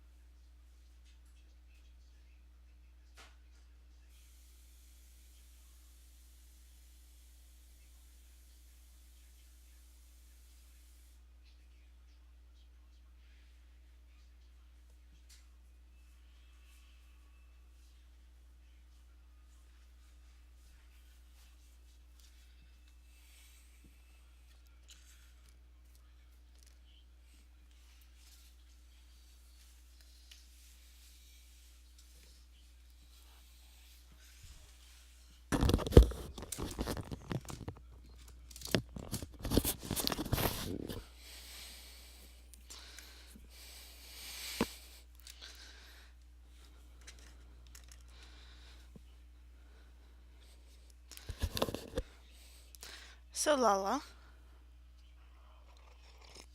Duh. what is your thinking at the moment?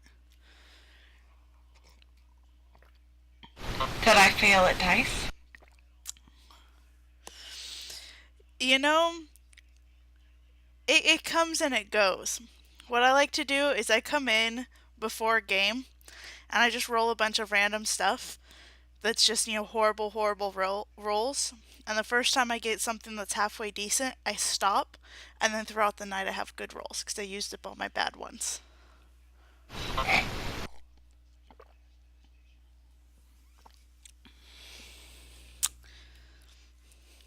But hey, you took off somebody's butt. I killed one all by myself. Yes, you did. And of course, I didn't die or get any damage either. Ooh, aren't we all Luckily, thankful? luckily. No, you know who's lucky? Okay, Vix is lucky that her dexterity saves were so good. Right? If she had gotten hit by either of those, she would have been unconscious. That was it. Game over.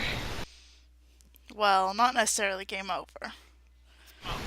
True. I mean, But I like still said, would have brought her back, but she would have, been having one of those near-death experiences.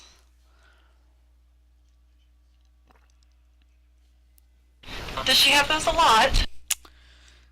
I want to say no, but the truth is yes. Urine has come close to dying more than anybody else in the group. Well done, Amanda. Well done. Yeah, for the record, I'm still learning. So I think I'm doing pretty good considering. Don't get so defensive. It's lighthearted teasing, and it's because you're squishy. Because she's reckless. It's because rogues But and that's okay. rangers are squishy.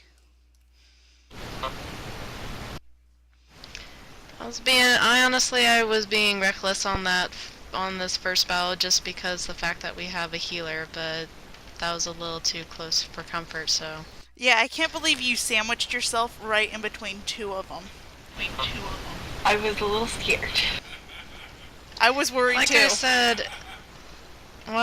I said, I was being reckless and I got a huge dose of reality, so right now Vix's pride is hurting more than anything. But you lived through your turn and through them attacking you to get back to me to be able to heal you. So you're being reckless because there's a healer paid off because there's a healer. This is true. You did what you did because But you I'm knew not somebody going- would heal you, and guess what? You got to utilize that tool. Well, it gave you good practicing. There you go.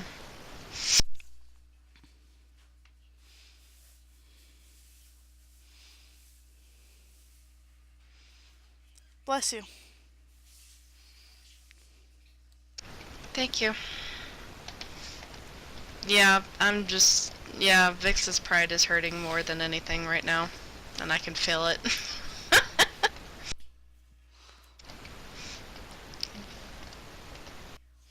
I would like to see you play a barbarian. Amanda. What, Lala? No, you. What, just because I'm more DPS focused? Yeah, just because the way you play makes it seem like you want to, be able to rush into the thick of things and be like, "Ha, you hit me? I don't care. Wah!" Being a barbarian does Be not like Ona? necessarily mean that you're stupid. You can have high wisdom and intellect and still be a barbarian. Alright, I'm back.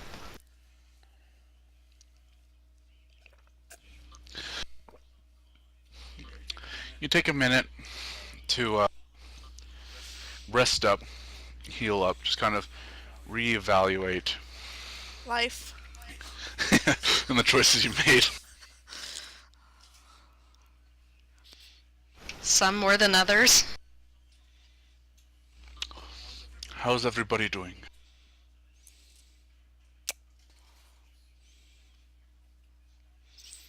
Let's see. That is that. That is that. Okay.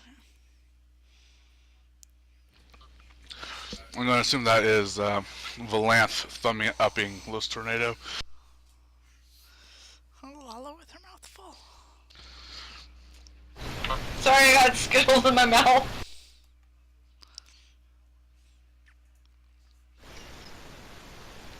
Okay. Well, come, let us go. Los Tornado leads you further into the depths of the city. Through an ancient gateway, you see collapsing buildings covered in vines and in complete disarray and decay. This was once the ancient city of your people. Now it is ruins. Thousands of years ago, the elves called this home. This was before they split off into two different races. This is when the elves were whole. After an unknown calamity, the two factions split.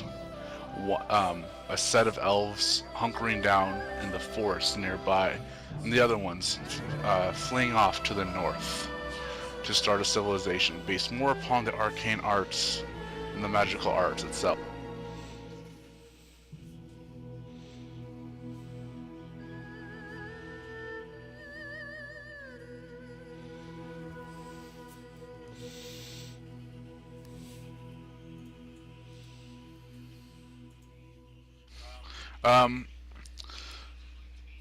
Lala, I want you to roll either a wisdom or an intelligence, whichever is highest.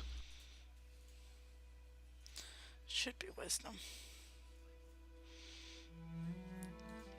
Nice. Nice.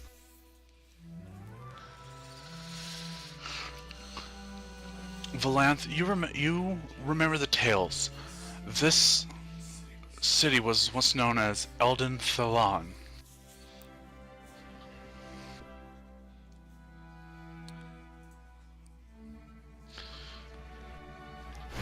You remember it in your studies when you were quite young, before you ventured off on your own.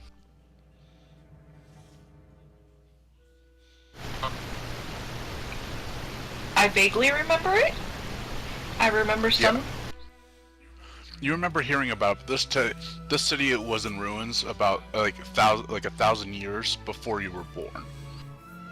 But you vaguely remember the stuff, the stories about it and reading about it. And so only you recall this information. If you want to share it, that's up to you.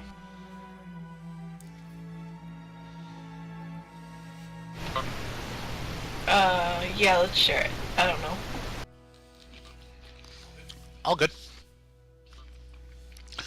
So Valanthe looks over and shares the information of the fact that it is an ancient elven city and the name itself. As you walk along, you reach into the depth of the city. You can see there are statues and archways lining the way. Large crystals emanating power and just arcane energy. The energy radiating from it is incredibly palpable. You see small blue and green spirits clustered around the energy crystals, and some blue and green spirits drifting along through the city in different directions. I kind of look at a particular crystal where they're kind of clustered around and almost pause like I'm curious about it. Kind of reach my hand out towards the crystal to try and see what happens. So you walk up to the crystal, and as you start to reach your hand up, the closer you get, the blue and green spirits seem to like come towards you and then form like a wall amongst themselves. A row, and then another small group hovers above and creates another row, and so forth until it's probably a good 9 feet tall, as if to bar you from the crystal itself. Can I do a check to see if I recognize what these things are? Go ahead, Arcana. Can I make an Arcana check too?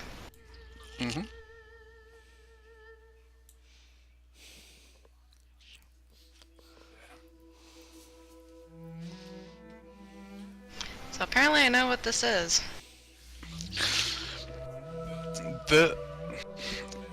Vix, you have seen similar crystals to this in the mage city of Izid. These are arcane pylons. They harness the arcane energy from the earth itself, pulling it up and using it to power magical things throughout the city. The crystal itself is made out of a very rare material, generally found in the bowels of the earth, in the arcane leyline streams itself. Would there be any way to get past these creatures by any chance? Like if I tried to push on the wall? Well, they're kind of transparent. You could see through them. You could walk through them. I cautiously take a step forward, kind of passing through them, essentially. Okay. Let me get my dice. That's never a good thing.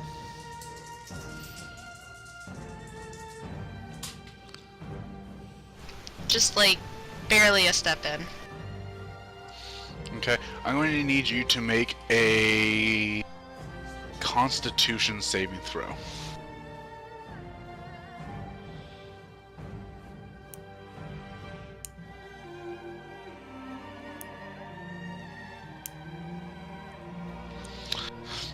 You see, you all see Vix. I keep wanting to say Vexalia. God damn you. You see Vix cautiously just place a foot in and slowly edge her body into it. And for a moment, nothing seems to happen. And as she begins to pass through, Vix, you feel a sudden coldness pierce through your body, and you get very lightheaded. Instantly, everything goes black, and you slump to the ground unconscious. You are at 0 hit points. Vix falls face down in the cold ground. What the hell? Where she's laying, is it something we can drag her back without being in it? If you have any rope, you can try and lasso her or something like that. Or I have rope in my explorer's pack. If you search me, really I quick have though, rope too. As she hits the ground, the spirits all kind of come around her and begin circling her in a ring.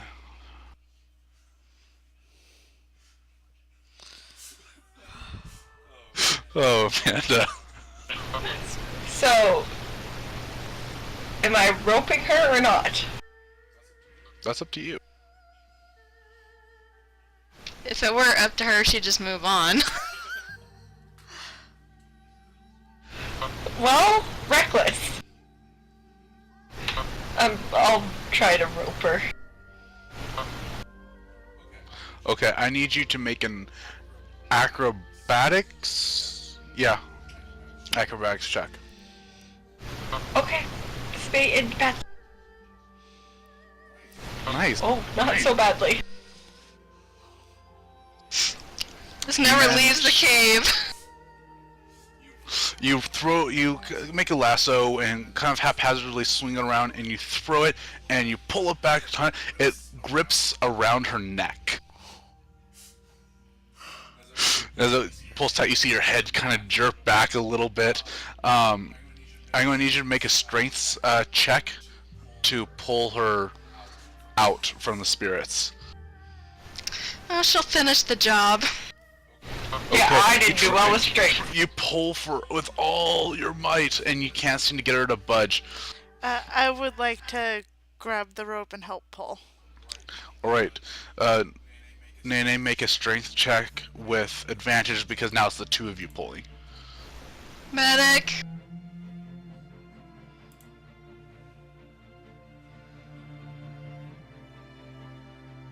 Come on. There goes. Alright, you managed to, with the two of you combined, Los Tornado now comes up and grabs and pulls as well. Vix, pulled by the neck, is pulled free of the ring of spirits, as they seem to pay her no mind anymore now that she's a good 15 feet from the gem, and they start to just mull around the base of the energy pylon itself. I am going to rush up and... Nice. Healer's kit only stabilizes, doesn't heal. Alright.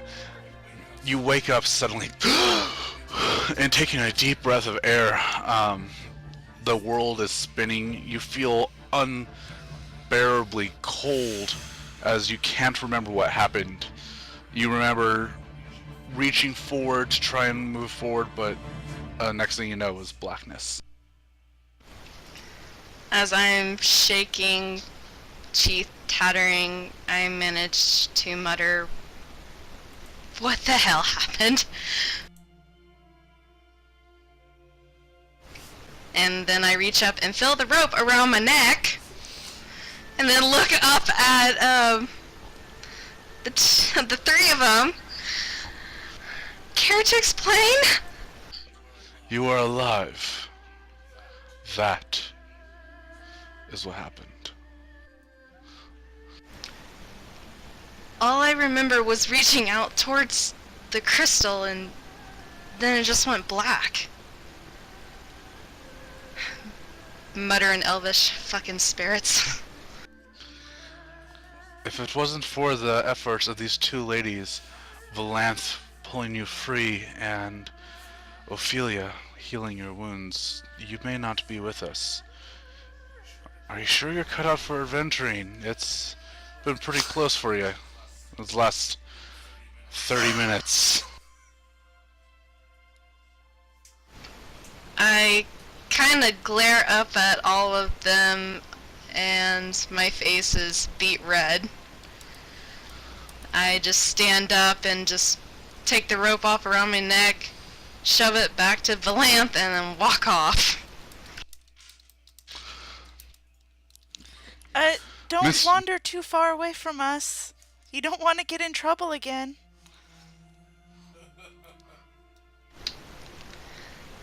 I mutter "fuck off" to her in Elvish. Such language. Whoa, whoa, whoa. Los Tornado's going to kind of run up and grab you by the shoulder.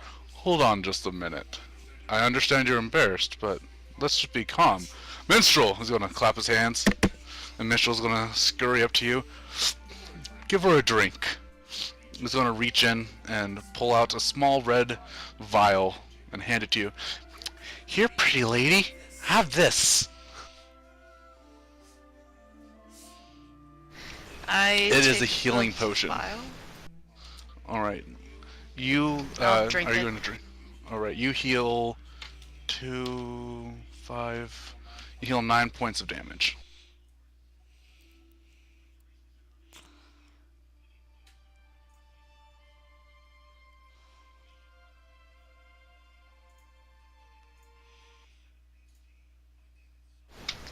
I thank the minstrel and hand back the glass. Thank you! He puts it back in his rather large traveling bag. Alright, I'm gonna switch the map again. So this is kind of a rough map of where we're at.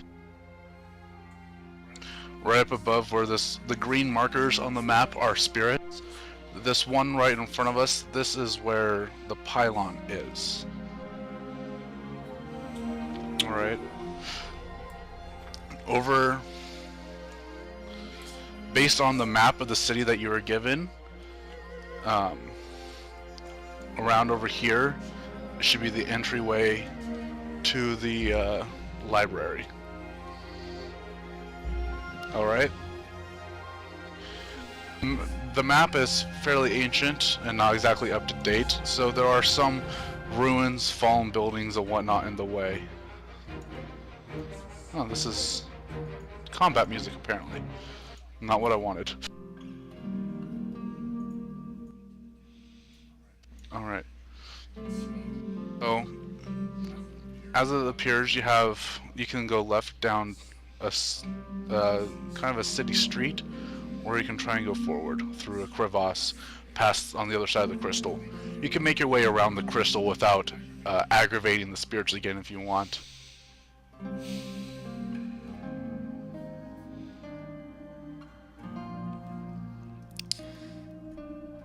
It seems our most direct route would be to skirt around and continue forward.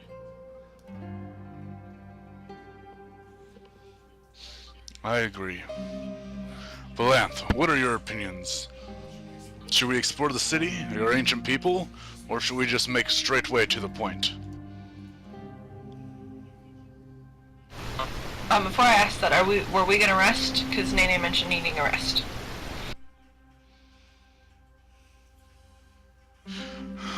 I feel fine to keep going. Our healers kind of healed a lot.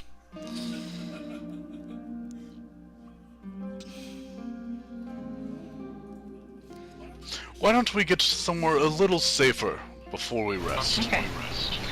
I'd say let's go the direct route.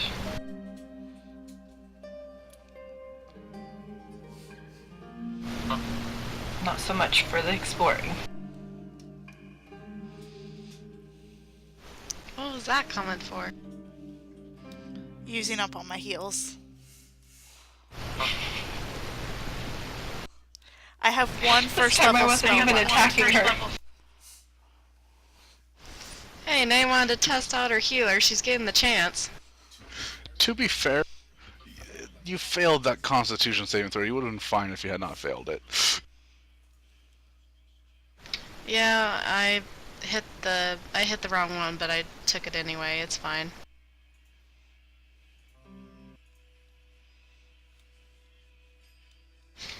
Alright, so we're going straight? Yep. So the four of you make way up through the crevasses, passing through. You see a number of ley lines and conductors along the way. I'll move us up here. I steer clear seem- of those spirits. Yeah, the spirits seem to just really pay you no mind as you walk by. They start to get riled up, forming walls if you get too close. But if you step away just like a few feet away, they will leave you alone. The closer you get to the center of the city, you can see a large creature made of wood just stalking slowly through the city and the distant streets. Right up around here where I'm pinging, it's this giant tree, probably standing almost 80 feet tall, easily. Branches and leaves sprouting out from the side. Roll a perception check if you want. Boom! You Damn. tell me everything Okay. about that tree. I want to know its mother's maiden name. Alright. Who's your daddy? You can see that this tree has... Vix, you can see that this tree is indeed moving.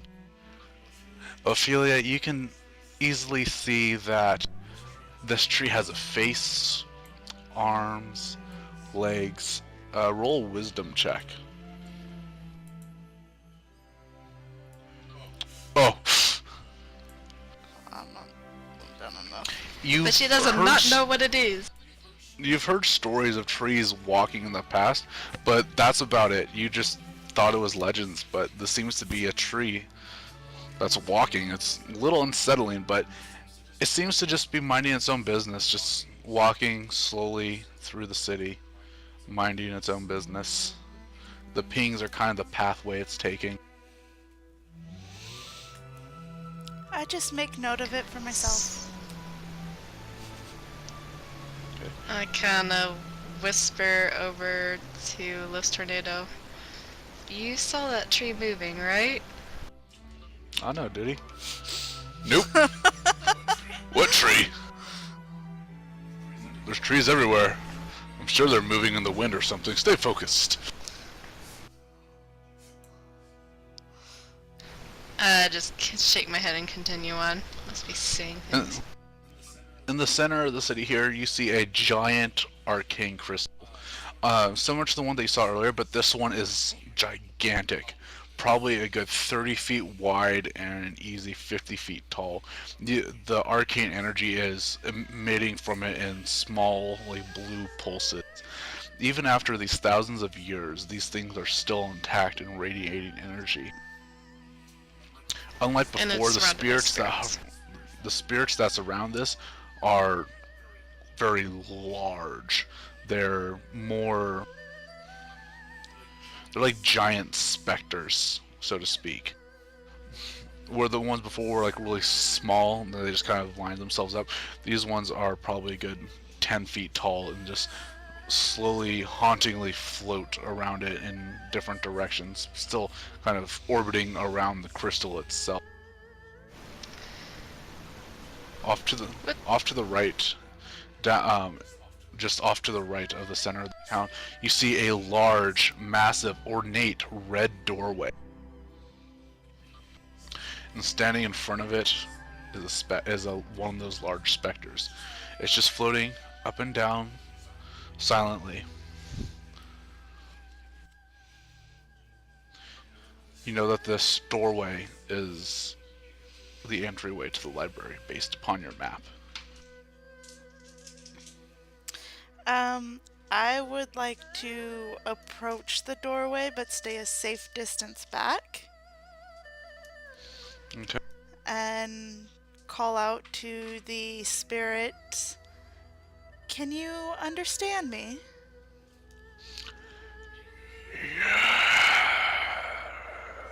Yes. Prove yourself worthy and obtain unfathomable knowledge. What must I do to prove myself worthy? 3 simple yet hard questions. Be wary, for there is punishment in failure. I'm gonna look back at everybody else. I'm going to walk up to the door as well. Cautious. Sounds spirit. simple enough. Pretty much is what I'm thinking. It's like, alright, we'll play your little game. What are these questions? I'll join them, obviously cautiously away from the thing, but much more respect for the Elvish dead, or what I assume is the Elvish dead.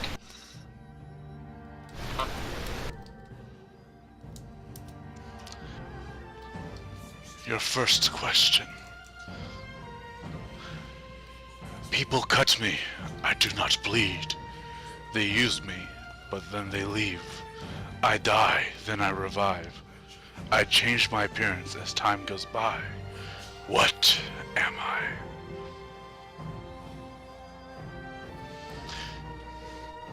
For the sake of You a can player, can you repeat that? Yes. Also, I want everybody to make an intellect or wisdom check. Just roll the dice. Whichever, intellect or wisdom, whichever is highest for you. Oh, whichever's highest. Yeah, not a saving throw, just the stat itself.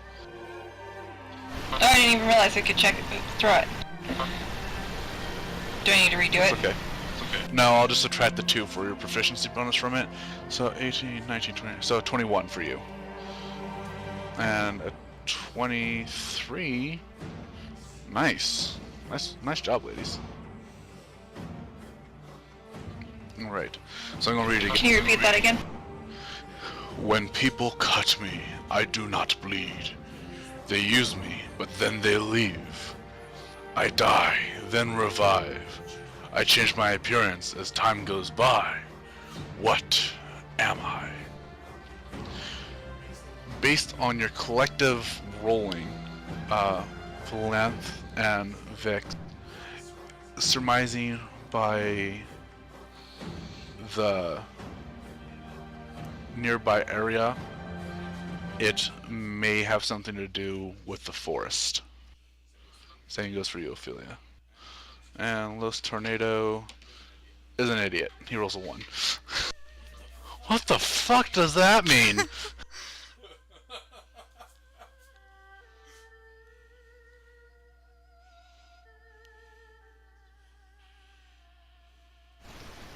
When you cut me, I do not bleed. Googling is cheating. Cheating. I not. Is Day cheating? No, I am writing notes.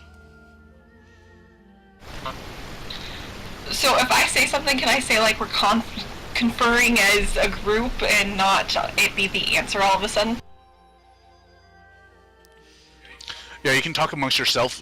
You will present your answer to it when it is time. Well, as we're talking amongst ourselves, I think it's a tree. Or wood, to be more specific, but a tree.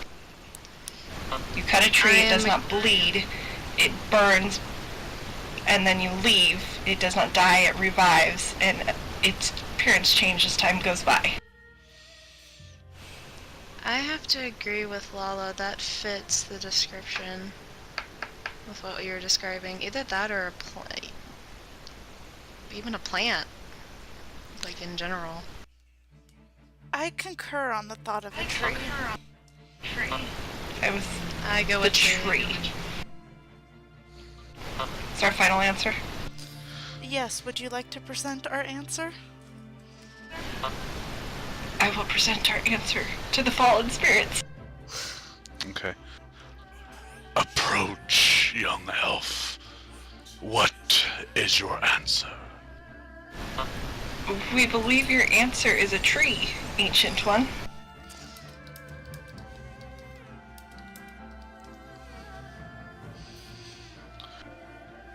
Yes, You are yes, I am. correct. I kind of let out a small laugh. Well, at least that's one problem down. Sigh of relief.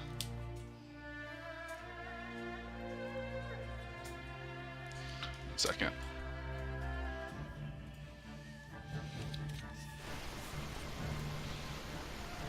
It's a good thing I like riddles and I'm a Ravenclaw.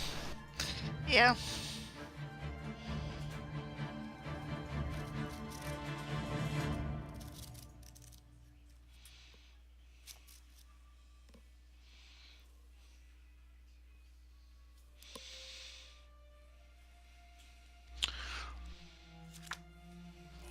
All right. Well done. You hear a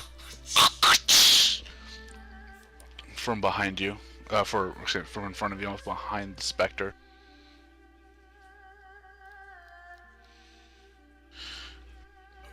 Of no use to one. Excuse me.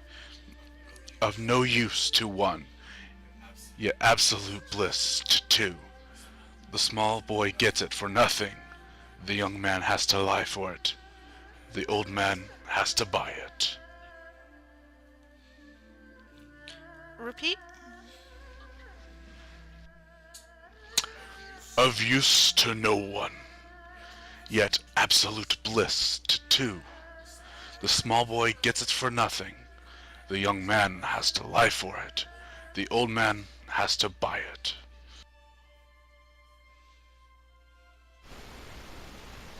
Amongst ourselves, I kind of mumble, or I mumble, time, love?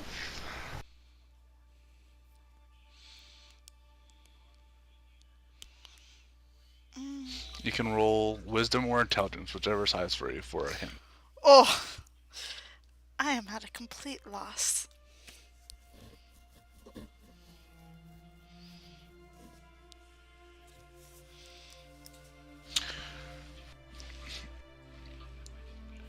Vix, it's something that two people do, as prescribed in the poem, or in the riddle, per se. You try hard to think of something. What are two things that people do that is bliss?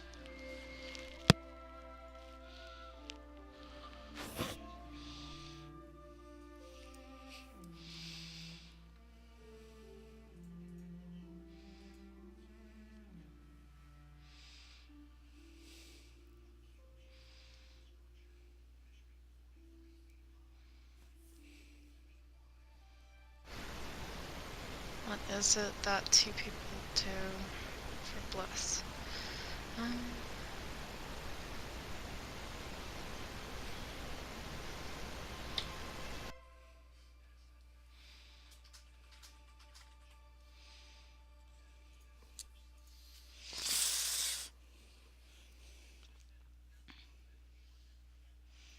Do you want me to read it again? Yeah, go ahead.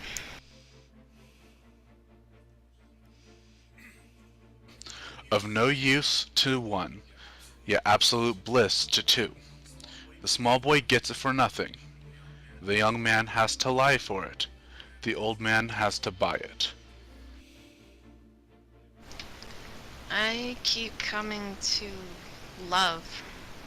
I was gonna say, I keep going back to love. That's the only thing that pops up in my head. Yeah, I'm going, it's really not that useful, but completely blissful for two in love. Children get love for nothing, it's easy. People will lie for it, and the old are usually unloved, and so they will buy it. Yeah, that's what I was thinking. It's kinda Devastation. sad, though. You get it presented this time. So, It's enough time has passed. If you want to make another wisdom or intelligence check, whichever is higher, to try and discern more for one last hint, you can do that. Okay. Ophelia, what do two people do when they're in love? What are things that two people do when they're in love?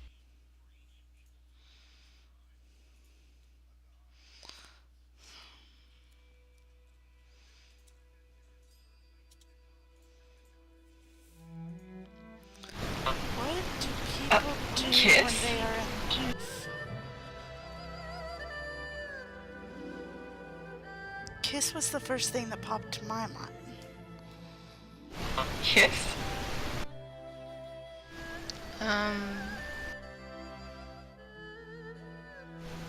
Be together? Like, remain together? Let's see what Los Tornado has to say. Yes, Mr. Tornado. I look at Los Tornadoes. Any thoughts? Well, Los Tornado rolled a 2. Oh, Again. Yeah. sweet. You know, my strengths aren't really of the mind. I don't know, two people fight. Minstrel, do you have any thoughts? Yeah, minstrel. I like minstrel. Mr. rolls a 20. Oh, boom! Hey! It pays to be nice to the help.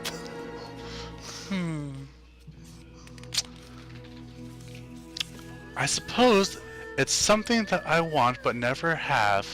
A kiss. A kiss, huh? Suddenly, Vix goes and makes out with him.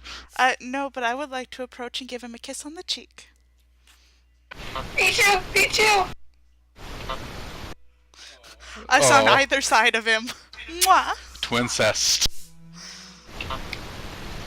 Wow. Or close enough.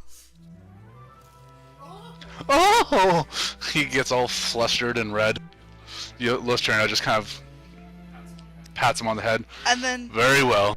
then after the kiss, I'd like to turn towards the spirit. Is it a kiss? You have answered correctly.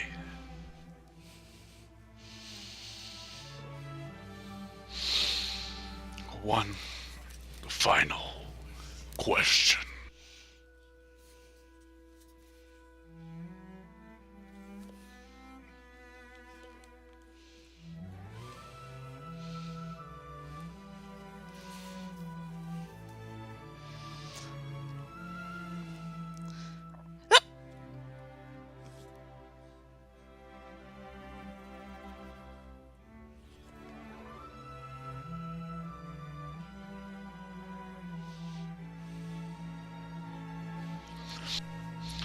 You have many of me, but never enough.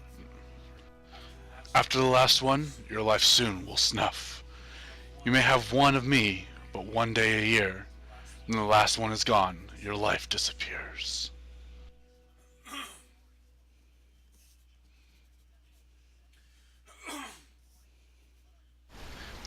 You get many of me, but never enough. After the last one, your life will soon snuff. You may have one of me, but one day a year. When the last one is gone, your life disappears.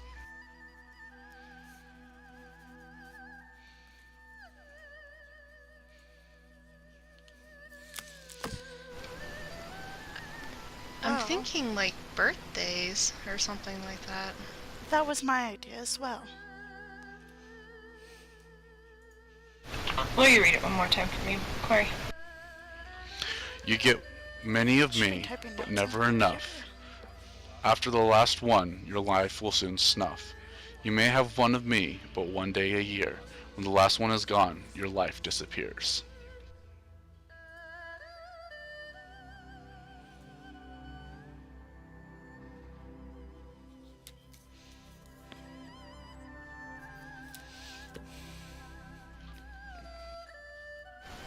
I just rolled a wisdom check.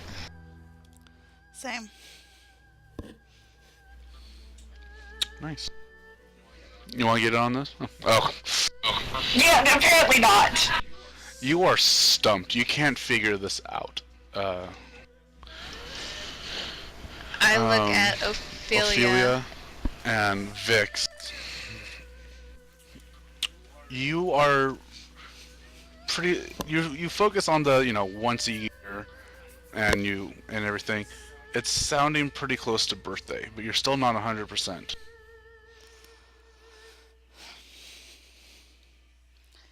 I believe we are correct. Do you believe we are correct? Yeah, I believe we are correct too. And it is your turn to I present. wait. Oh, jeez. I wait a moment more and then I look at the spirit, kind of with a slightly intimidated look for the first time on this quest. We have an answer. Present your answer. Is it birthdays?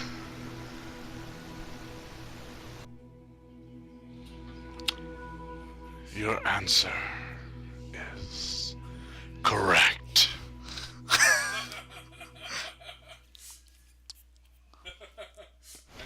Nice And with reaction, that- Amanda.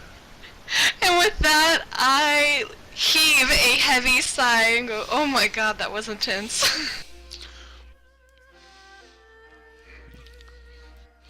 Suddenly, the specter's form condenses and shrinks as the form slowly hovers down to the ground.